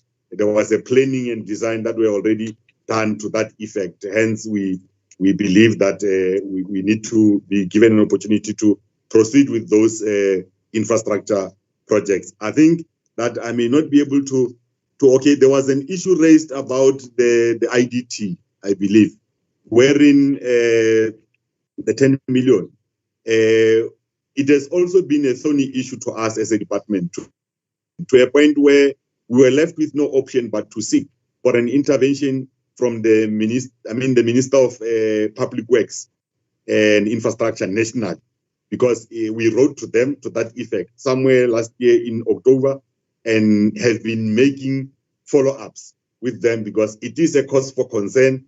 It's like we have reached a deadlock with the IDT, and hence we have sought for their intervention to that effect, because we are unable to resolve this particular matter, and it's long outstanding, Chairperson, we must agree. Let me invite my colleagues to come in and try to clarify on all other issues that were raised. The issue relating to the water tanks, Chairperson, we as a department were able to deliver not only the water tanks, but even the PPEs to the deserving ECDs. And to date, we have been able to deliver to almost all of them, save for one in Vembe, where we had some challenges with the service provider who was appointed. He could not be able to meet, to live up to our expectation. Hence, now we are exploring other possibilities of making sure that the water tanks and are actually distributed or procured in that particular area. Let me ask my colleagues to come in and clarify all other matters, starting with the CM.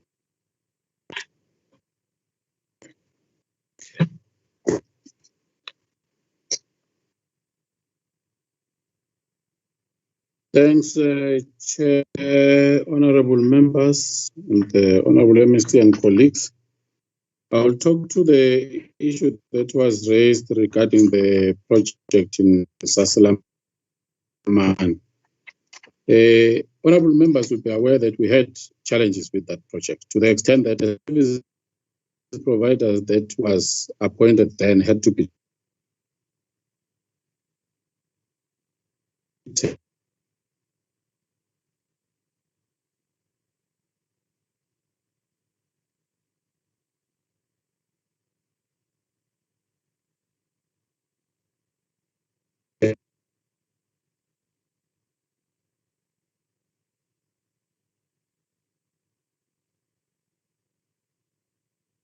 terminated.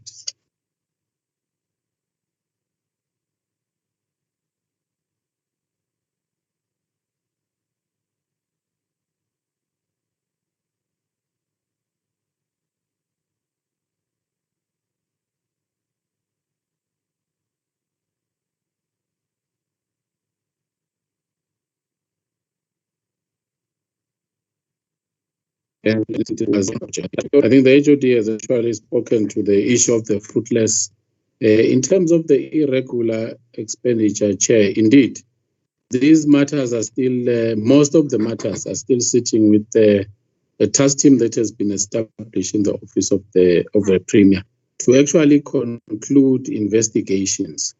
Each one of these old matters of irregular expenditure, so that on the basis of that, of those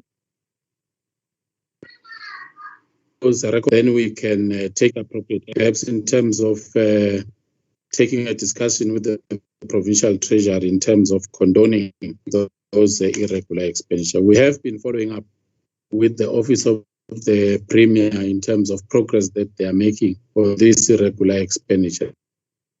But I must say, the committee that was set up that was actually dealing with this seems to be dysfunctional at some stage, but efforts have been put in place to activate that task team, and we hope that there will be progress that is going to be made.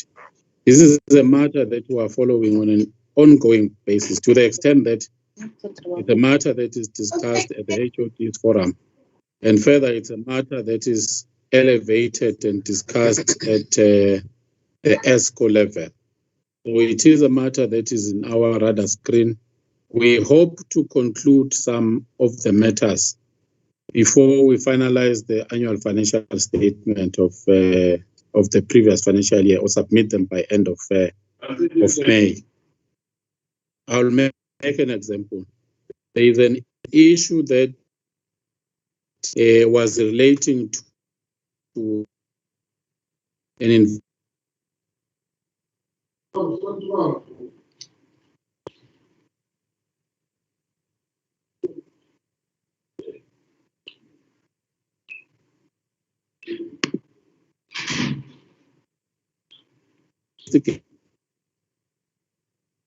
investigation with regards to catering, which was in that investigation, Chair, has since been concluded.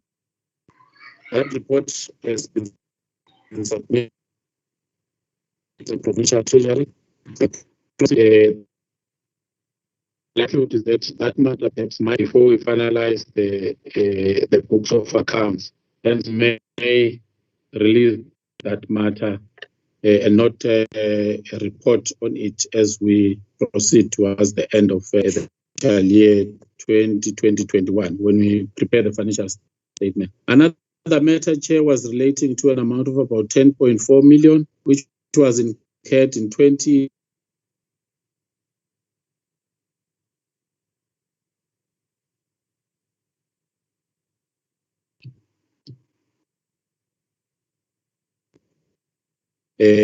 Operated by Life City Many. We have finalized the assessment and the comparative analysis with other provinces, and we hope that as the AG will be coming in beginning of next month, we'll take a discussion with them on our comparative analysis, with the hope of also clearing that item of about 10.4 million before we finalize the books of accounts end of May. So we're making some progress, Chair, even though even ourselves were not necessarily impressed with the progress. But indeed, it is the fact that these are old issues which have been outstanding for quite some time. The issue of accruals and overdraft. I think indeed cash flow problems, Chair, has a direct impact in a department's ability to honor payments. If you may have the budget in terms of your paper budget, in terms of when you look at the budget, you say you have got a budget of so much, but you need to have the physical cash for you to spend the budget. So if you don't have the physical cash for you to spend the budget, you will not therefore be able to actually honor those payments, because at the stage of payment, that is where there is a cash outflow that should move out of your bank account to whosoever that has provided the service. In actual fact, that is exactly what affected us in the previous financial year. Hence, we incurred that overdraft of about 1 million. It was the difference between your cash flow plus your budget. But indeed, we are trying to deal with the issues of the receivables, because the direct impact of availability of cash is because you do not have the physical cash, because there are creditors out there or people out there that owe you the physical cash that will enable you to honor some of these payments. So some of this cash will have to come back from the debtors, which we are trying to follow up, Chair. Yes, Chair. You were disconnected. We didn't hear you. We started to hear you when you spoke about 10.4 million and the cash flow, but the rest we didn't hear you. I think you must just start. I see the end of Honorable Butani and Honorable Pala, or it's the old ends.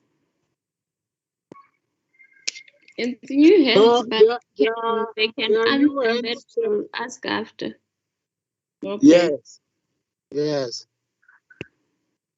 Okay. CFO, can you? Yes. Okay. Yes, Chair. Should I proceed, Chair? I think you can go back, and we didn't hear you. Okay. Okay. Let me start with the Sasalamani. You didn't even hear me when I was talking about the Sasalamani project, Chair. No. Oh. The network it's not good on your side. Okay. I had actually acknowledged the fact that that Sasalamani project, Chair, we had challenges. We had appointed a previous service provider which could not perform to our satisfactory, and we had to terminate those services of that service provider and appoint a replacement service provider, and that is what we did in December 2019. The 12th of December 2019, we appointed a new service provider to try to fast-track the completion of that project, Chair. And I've mentioned that, unfortunately, when we got into the 2020 year, progress on site was affected by the lockdown. But I further reported that we have since made quite some significant progress, Chair, to the extent that we anticipate to complete the project by end of next month. Complete and hand over that project by end of next month. That's where we are now. That is with regards to the Sasalamani. And I had also spoken in brief with regards to the issue of historical irregular expenditure, Chair.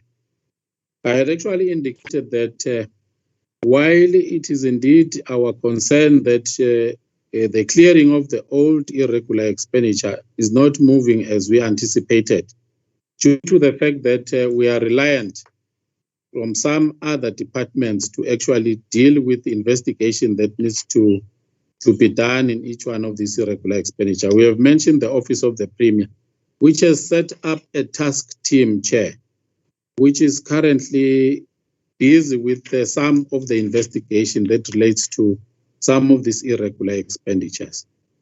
We hope that they will fast-track that particular process so that these matters can be concluded. And I've also indicated, Chair, that these matters of old irregular expenditure are also enjoying the attention of the head of departments forum headed by the DG. They are discussed in that particular level where we are reporting progress and reporting where the hiccups are. And the Office of the Premier has endeavored to actually accelerate those investigations. In that regard, even a special ESCO meeting is scheduled for the 28th of this month, Chair, next week, to specifically focus on these areas of irregular expenditure. So these are matters that we are really trying to push so that we can get them resolved. I've further indicated, Chair, and I've picked up a few of them where we have recorded some progress. I've indicated that there was a matter that was raised in 2012-13 relating to catering at a place of safety. which the Provincial Treasury had appointed the Chief Risk Officer of the Department of Health. An amount that related to that is 14.5 million. The CRO in the Department of Health has since concluded that investigation, Chair. And a report of that investigation has been submitted to the Provincial Treasury for consideration. And our hope is therefore that, Chair, we will try to get that 14.5 million condoned before we finalize the books of accounts for 2020-21. That will result in a reduction of that irregular expenditure by 14.5. I've also flagged, Chair, the 10.4, which is which we have confirmed that is a matter that you have actually heard when we were disconnected. The 10.4 relate to a comparative analysis that we had to do, which we have since finalized. We had to get some service level agreements from other provinces to do some comparative analysis. And then we need to make a presentation to the AG. If they confirm that they are comfortable with that comparative analysis, then that is another matter, Chair, which we hope we are going to make some progress before we close for the financial year and prepare the financial statement. So in this regard, Chair, we are basically optimistic that perhaps a 14 million plus a 10 million of the irregular expenditure may be cleared before we present the financial statement to the AG at the end of May. That's where we are with the historical item. And then let me move to the issue with regards to the review of annual financial statements, Chair. I think that's that finding we acknowledged here, but we are aware that that finding was basically emanating from material adjustments that were happening in the financial statements that we present to the AG. In that regard, Chair, the main area that was resulting to a significant or material adjustment on the AFS was basically with regards to our NPO reconciliation, which is a matter that has actually resulted in a qualification in the previous year, 18-19. Let me confirm, Chair, that that matter has since been addressed.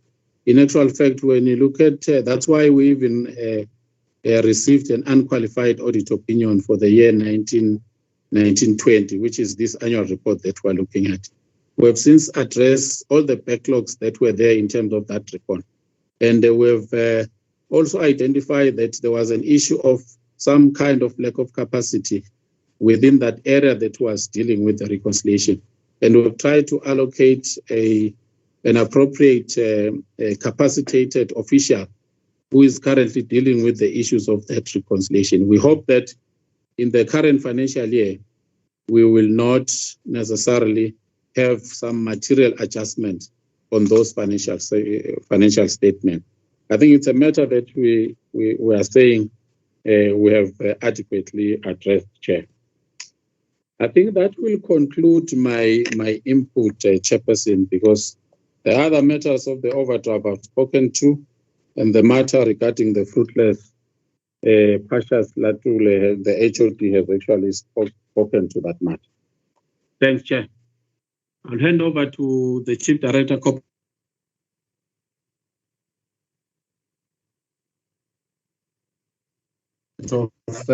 social workers.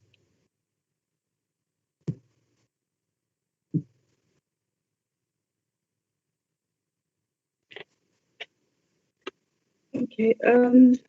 Good afternoon, Chairperson and honorable members. I've just highlighted some few areas where it relates to corporate services, and I will try to talk to them. The first one was the issue of absorption of social workers. I think in our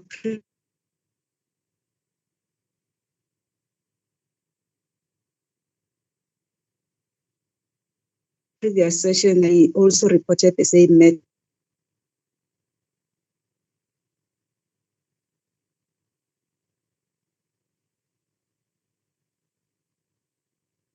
highlight that it has been a consistent challenge for the department to basically absorb them as much because when we do the cost implications for possible absorption of these social workers, the department will require 480. And looking at our budget in terms of the previous financial years, we have never had anything more than 50 million.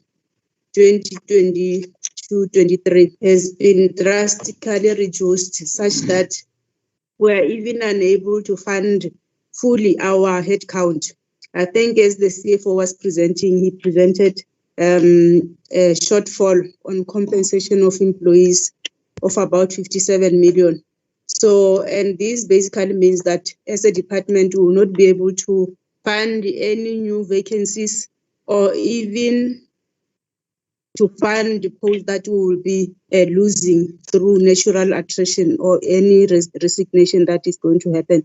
So that is just the predicament that we have as a department in terms of funding any possible absorption of social workers. There was also a mention of the consequence management framework. We can confirm that that document has been finalized. The only pending issue was for presentation to the MENLAB, which we have done, and it will be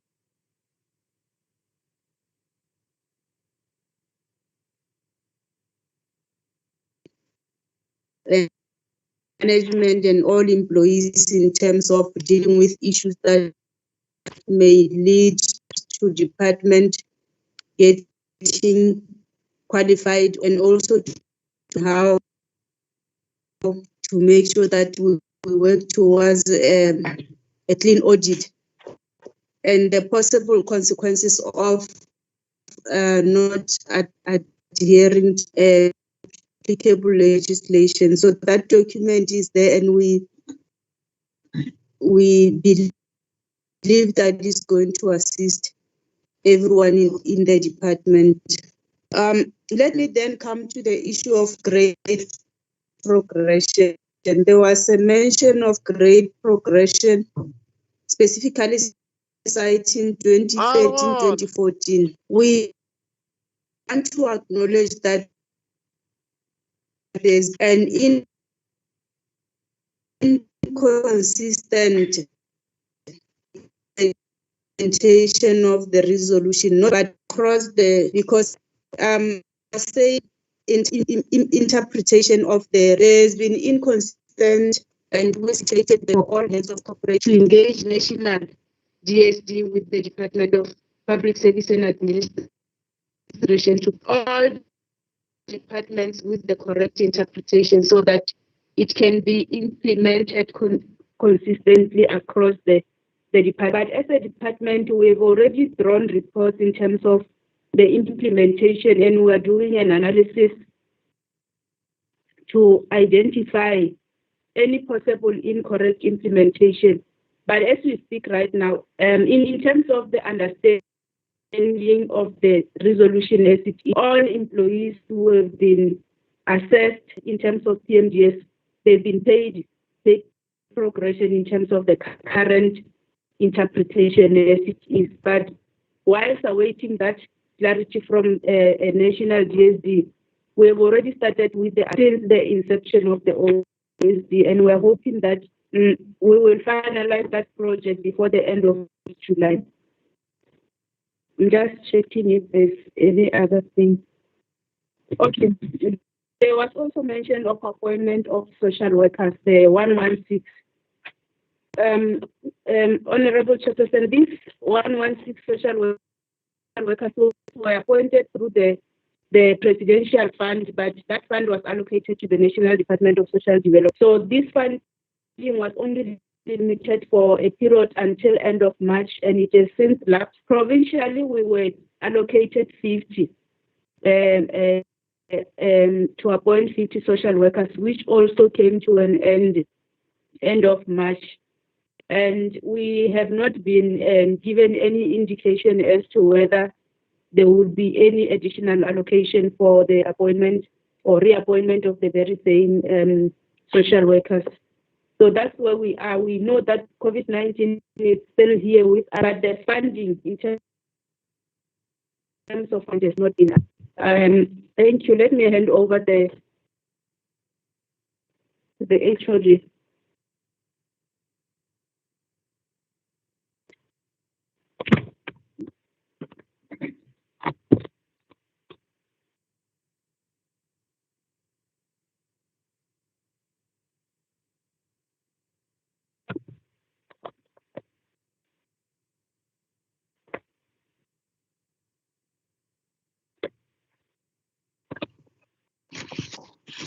HOD.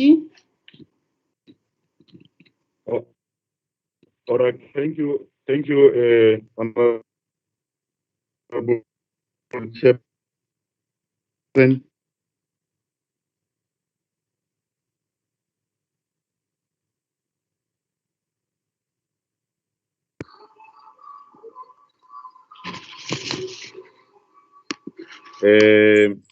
Just on a few at the early at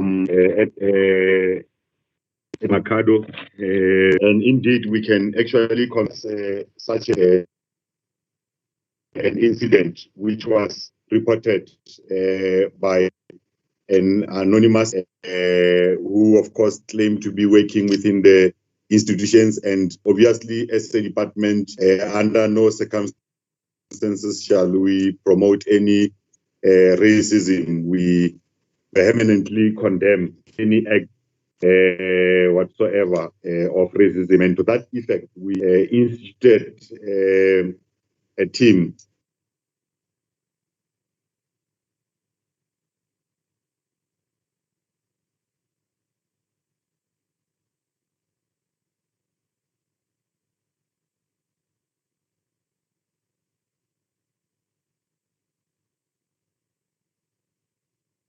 to actually conduct some investigations and on and so on. Similarly with the report to that effect, we have got a report that has got the findings. I may not be able to talk to the findings right now, but it is true that there was kind of that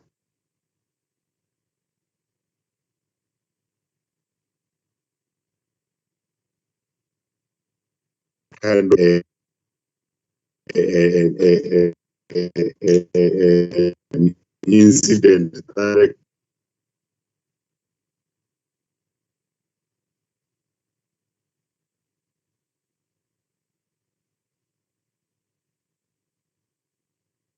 actually occurred.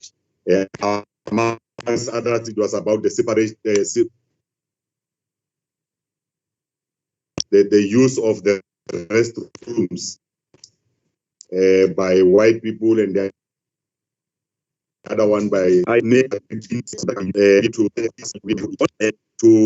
to say that on the issue of to people who don't have water. What we normally do, we do not just give funds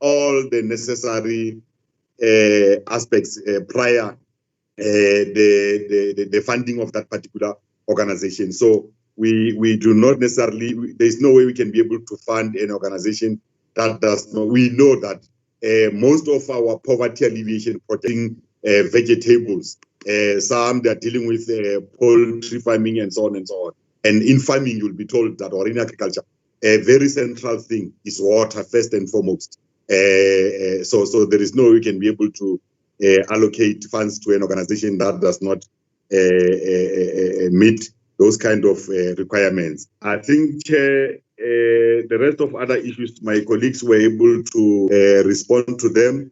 But I know that we have got the Chief Director responsible for social welfare services, who is also connected through you, Chairperson, if I can give her an opportunity to also respond to some of the issues that were raised. Yeah. Thank you so much, HOD. And thank you and good evening, honorable members. I would like first to just put a clarification on the issue of the on-stage day. The issue that there were issued in terms of salaries and bonuses. What we found when we went there was that there was they've got two categories of employees. Category A is the professionals, and category B are the general workers. So what the institution said to us was that the general workers received an increment in terms of the ministerial determination about the minimum wage. That is always coming in November. So they were given an increment.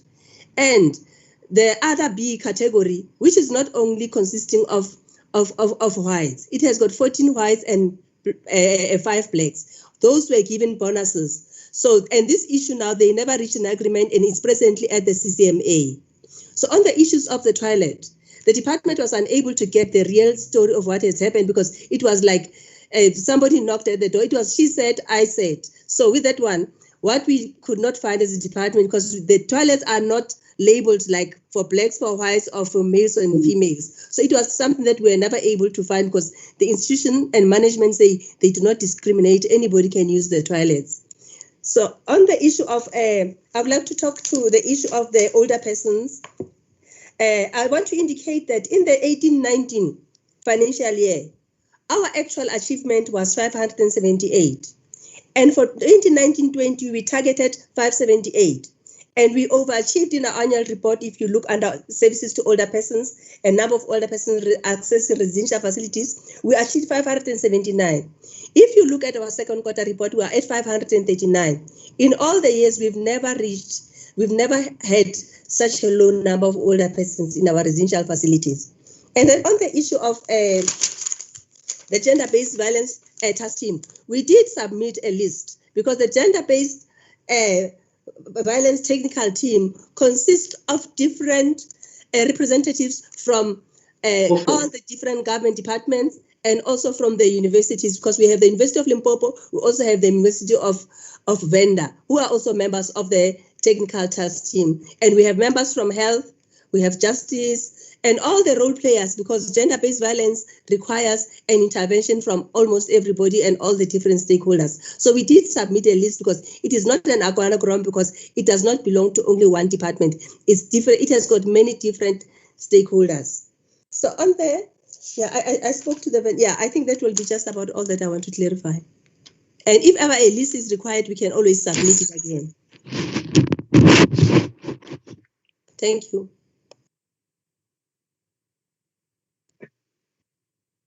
Chairperson.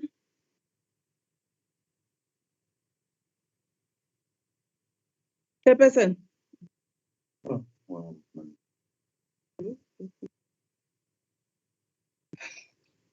Chairperson. Okay.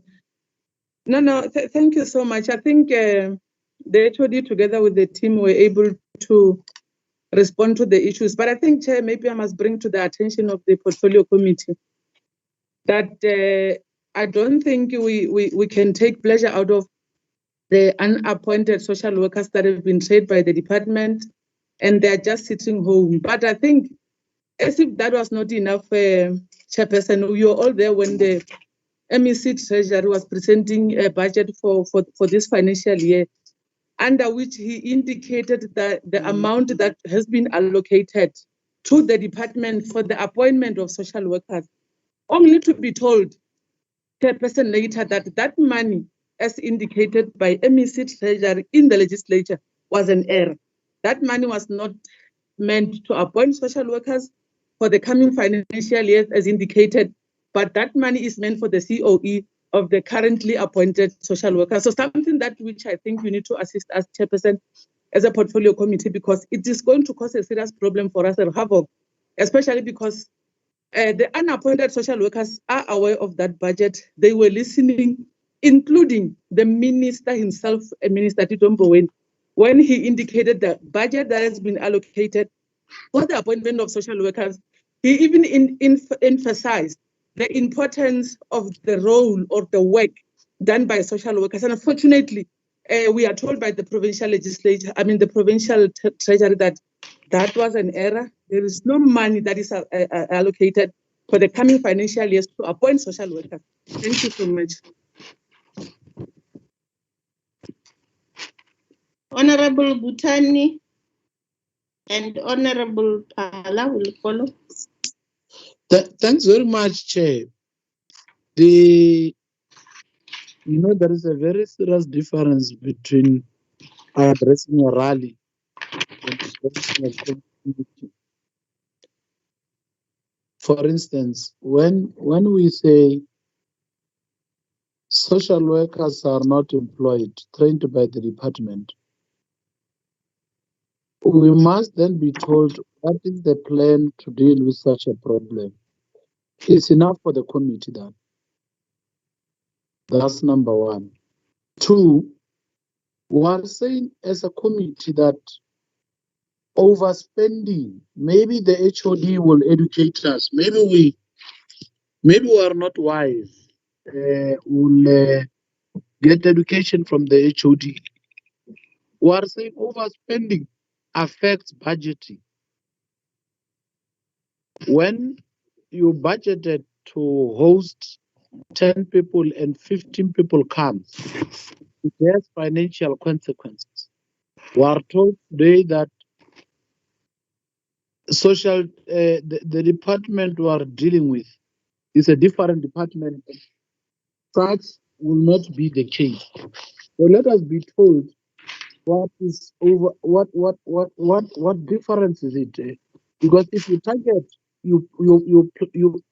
that involves planning, and planning involves money in terms of department expenditure. Now, if you target and then more comes, surely, as a layman, an understanding will be that will also speak to your coffers. Maybe they will educate us better. But I spoke about the 4.1 million that was aimed at improving skills of young people, empowering young people of our province. And that question has not been answered. If it was answered, maybe it's because we're having problems of network. Maybe I suffered, I did not hear that. But I wish to hear that. I spoke about a forensic report. That is there, and I'm not getting it. I'm not getting a response to that. The third issue is that I spoke about the pay progression and the report that is there that is not being attended to, and people raising it 170, the social workers and so on. When they raise it, they get victimized. Maybe the best report to be given to the committee, maybe the best answer to be given to the committee is that we should be reconvened, and then a response on that report. Is what I thought we will then get from the HOD. I spoke about 69 million that we are told there are activities. There are no activities in terms of the report. Their report, not our report. Their report speak of no activities, but 69 million, which amounts to 52% of the 100 and something million allocated has been spent. We will wish to get that detailed report. I think if we can such information, if it's not available at their disposal, let them give it to our committee administration, and then maybe we'll take it from our level and see if we can't reconvene, because we surely need to have an insight on these matters as we have raised them, Chair. Thanks, Honorable Butani. Honorable Pala. Thanks, Honorable Chair. I'm happy with the commitment made to submit some of the requested report. But if I can say this, Chairperson, is that as a committee, we are meeting with the department and we are engaging them to find solutions rather than to debate to win at the end of the day. I think if the department was listening, I did mention that our usual researcher was not well. Therefore, some of the reports, they might have submitted them, but be delayed elsewhere. And that if they did indeed submit, they should receive an apology from me for re-requesting them. In terms of languages and namings, as the Honorable Butani said, they must educate us on some things. To us, it sounds as an organogram. To them, it's a list of stake whoever is involved. But to us as politicians, what matters or what is the bottom line is to know who's who and who does what. However, we will follow up on our admin when she's well, if indeed it was submitted. We will await the letter from the minister, because I think this is the third time that I've requested the letters. I'm looking forward to it. Honorable Chairperson, the reason we are raising the issue of the letter is that when we listen to the budget speech of health, the MEC, I believe, was extremely silent on the Shulubana one. It was the MEC of Social Development who stressed the issue. And there was millions put aside, if I did hear her well and recall, for the Shulubana Frail Center. And here we are discussing of hundreds of social workers who are unemployed. If this center can be taken off the shoulders of social development, perhaps maybe we could find a solution and funds to absorb our social workers somewhere, somehow utilizing that available budget. Lastly, Chairperson, in Q2 and Q3, crimes committed by children in conflict with the law increased in the Vemba and Capricorn district. And this past few weeks, we have certainly seen some kind of bullying crimes, children crimes, but yes, crimes involving children that unfortunately led to an incident of bullying and one learner committing suicide, which is in the Vemba district, which in Q2, it did increase in Vemba and both Capricorn. In Q3, the same trend still proceeded. So I just want to find out from the department as to what are the plans in place to deal with these hotspots, because I think what certainly happened should be a wake-up call and call for an early intervention, especially these two districts, so that we do avoid losing learners. And what we've seen on social media of learners stabbing others and beating others. Thank you, Chairperson. That's all. Thank you, Honorable Pala. I think, Honorable Butani, we all agree that the detailed report will be sent to us, and we will want a physical meeting, not this one. And I think the other issue that needs to be fast-tracked is the issue of water tanker in Vemba. The HOD talked about it, but you need to fast-track that matter. And we will want to meet the two departments, as honorable members have indicated, regarding the IDT, so that we get the solution out of there. And the issue of Rapasha, we need to do follow-ups with the Premier's office, because this matter has been dragging for long, and it's coming now and again in the AG's report. And it's an old matter that needs to be closed. I will give this time to the MEC to just wrap up, then we close. No, sorry, Chair. Sorry, Chair. Tani? You reminded me, sorry. The water tanker, that explanation is not proper. They procured water tankers, and that's why I'm saying maybe the department must pardon us because we are not officials, because the language we are using is not their language. They've procured water tankers. Yes. In November, when a shortage had water tanker, though they've appointed, we want to know what has happened. How many are they? If the number we are saying to them is wrong, they must tell us the correct number and what is it that they've done. Language is different, Tiger. No problem.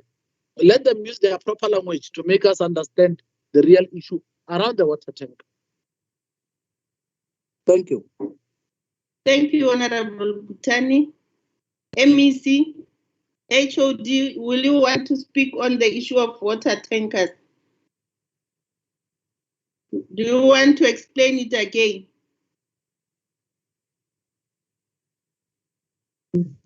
No. Thanks very much, Honorable Chairperson. Perhaps we can call them water tanks, first and foremost, because it's important to provide that clarity. What happened was that the department appointed. Come again? Come again? No. I was saying that perhaps we should call them water tanks and not tankers. Oh, water tanks. Yeah, correct. What happened was that the department that tank water tank t-shirt bring. The department upon. Am I still protected, Chairperson? Yes, continue, HOD. All right, thank you very much. I was saying that upon the department receiving funds from the national department to procure some of the equipment, including the PPEs, which will be able to assist the ECDs. The department was able to appoint service providers, about 4 of the service providers. And amongst other things that these service providers were supposed to do, which they have done, was to procure the water tanks on behalf of the department and distribute them to the identified. So what we are saying is that in all other districts, the service providers were able to deliver. However, in respect to the service provider was unable to deliver. And to that effect, we were left with no option but to ensure that we resort to making use of the already appointed service providers, one of them, so that we are able to either following the quotation system, because we will not have time to advertise just only for one. So we are at that level where we will be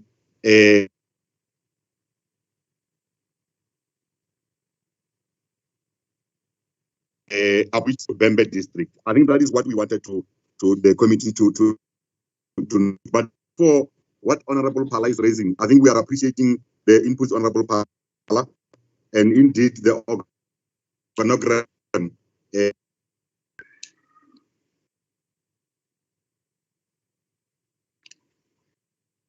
will be proper. As for other issues, I think we maybe, I think that will be all that what able to talk to so far. And then regarding the report on the forensic audit as raised by Honorable Butani, we have already made a commitment that we will be able to provide you with the report. There is a report that is available. We'll be able to give you that kind of a report, including the progress that we have been able to register today because we are saying that to ensure that whatever findings of that particular report are talking to, we are able to implement. Maybe I'll ask Mr. Skombani to also talk to the other issue about overachievement vis-a-vis.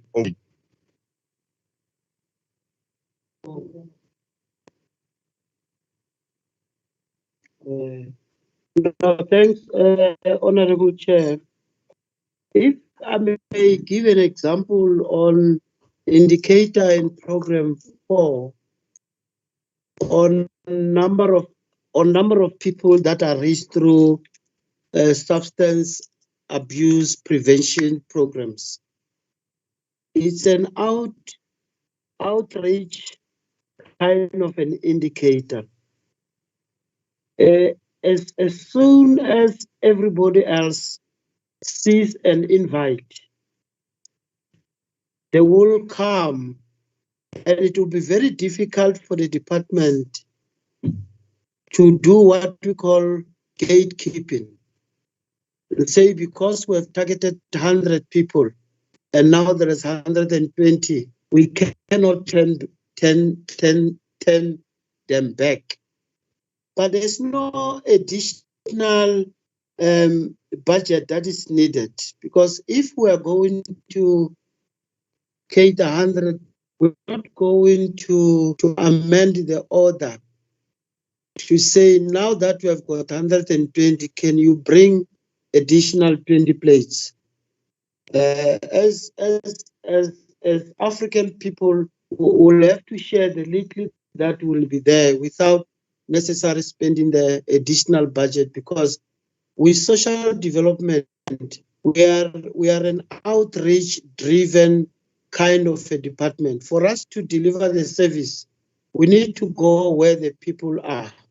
And in most cases, we go to communities, and it will be very difficult for us to say, no, we only invited 80, now you are 50.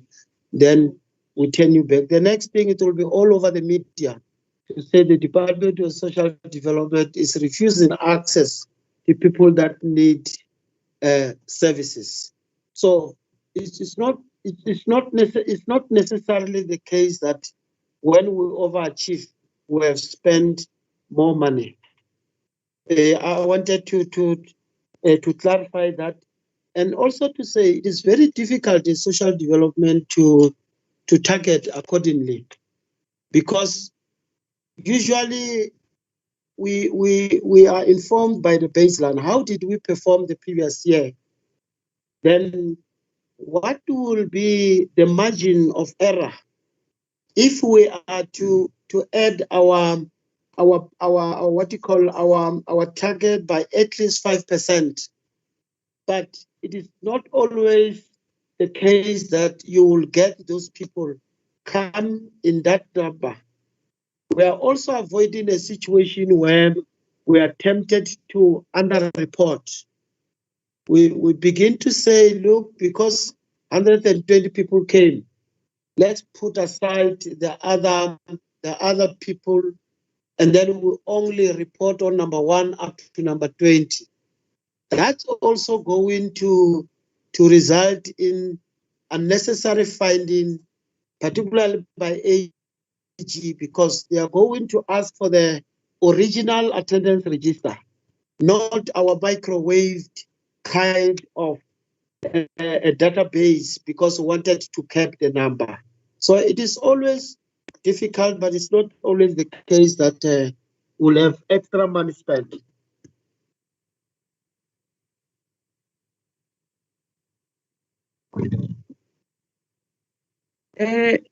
Chairperson, let me take this opportunity once more and appreciate the portfolio committee. And I think one should emphasize that ours is to account to the portfolio committee, as you are an oversight committee that is to look or to play an oversight role on the work that we're doing. But I think I must indicate, Chair, that we are going to check the documents that we have submitted, like Honorable Pala has indicated, vis-a-vis what we have, so that we are able to submit the outstanding documents. But I think I must put it clear, Chairperson, that amongst the document, according to Honorable Butano, we must also submit a plan on the appointment of social workers, something which might be very difficult for us.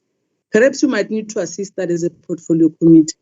You can't plan to appoint when the department responsible for allocating the budget says we do not have money to allocate to you as a department to appoint social workers. Maybe the portfolio committee must assist us.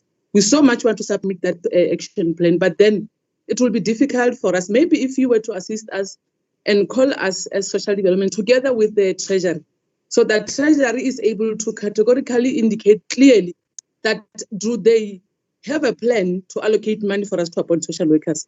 So I think that will be able to assist that a lot. But more important, Chair, is ourselves together with the Department of Health. Honorable Phala has indicated a very critical point about Shiloh Frail Care Center to say there is a letter, and in that letter goes with a report by the then Minister, Honorable Motsoaledi, regarding the Shiloh Frail Center, because what we are doing currently as a department, we do not have capacity. But more importantly was the point where she says the money that is allocated to Shiloh Frail Center currently can be redirected to appointment of social workers. So if you are to help us to deal and close with this matter so that we implement the recommendations of the report by the then Department of Health, it can be able to assist us to redirect the money so that we appoint social workers. You can see what is happening in the province on a daily basis, Honorable Chair. The bullying, the gender-based violence, we need more social workers. We need more social workers as a department to assist us to do the work down on the ground. So if you are going to assist us, it will help us a great deal as a department. But I think I need to indicate, Chair, that we will definitely support submit the outstanding documentations that we have, like HOD has indicated, that the forensic report, together with the action plan and how far we are in terms of progress of implementation of the forensic report. So, Chair, we want to take this opportunity as a department and appreciate. We'll always learn from the portfolio committee. We are ready to play our part in making sure that we clarify any issue that is brought to us as a department, because that should be our role and responsibility as a department, making sure that we account for the public funds that are allocated to us and has been spent by our good self. So we really want to appreciate. But key is the issue of IDT. And I think those that are also sitting in other portfolio committees, in terms of the issue of infrastructure, you'll agree with me that you're not hearing about the issue of the performance of IDT, about the infrastructure, because this backlog is due to the performance of IDT. So we'll appreciate if that meeting can be called between ourselves and Public Works, so that we clear issues and make sure that we're not going to have a backlog, because this backlog is causing us disaccruals as a department. So we want to take this opportunity, Honorable Chair, and really appreciate this kind of engagement. Of course, we also identify our weaknesses in the process, that which I think we are ready to deal with. The issue of the report, as indicated by Honorable Butani, about the 2013-2018 pay progressions. I think that report is there together with this action plan, which I think also will be part of the submissions that will be sending to the portfolio committee. We are available, Chair, to come even physically to come in. So that I think Honorable Butano as you respond, so that we deal with these issues to their final closure. Thank you so much, Honorable Chairperson of the Portfolio Committee, together with all members of the Portfolio Committee, for your time. Thank you very much, MEC. Honorable Phala is the new end. Yes, it's a new hand, Chair. I was just saying that the reports, can they try to submit in the next 7 working days, not before the next meeting, because we don't know when that will be. At least for submitting the next 7 weeks, before 7 days. Okay, time frame. I think that is noted, Chair, because in any way, most of the documents were submitted. It's just a follow-up on which ones are outstanding. But I think that can be done before 7 days. Okay. Working days, I believe. No, thank you very much, MEC and HOD, honorable members, colleagues. It was a long day. We really appreciate the engagement. let's come again on a physical meeting. It will be better because the network also gave us problems today, especially Office of the MEC and the HOD. But what I wanted to say is to applaud the MEC on the work that they are doing on a daily basis by giving our bereaved families support, social support that they need.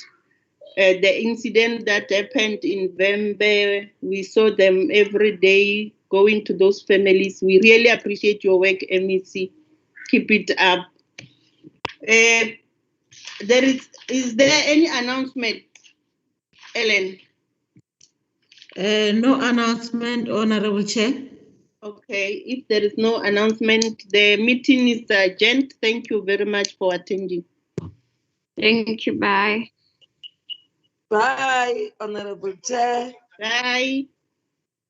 Bye-bye.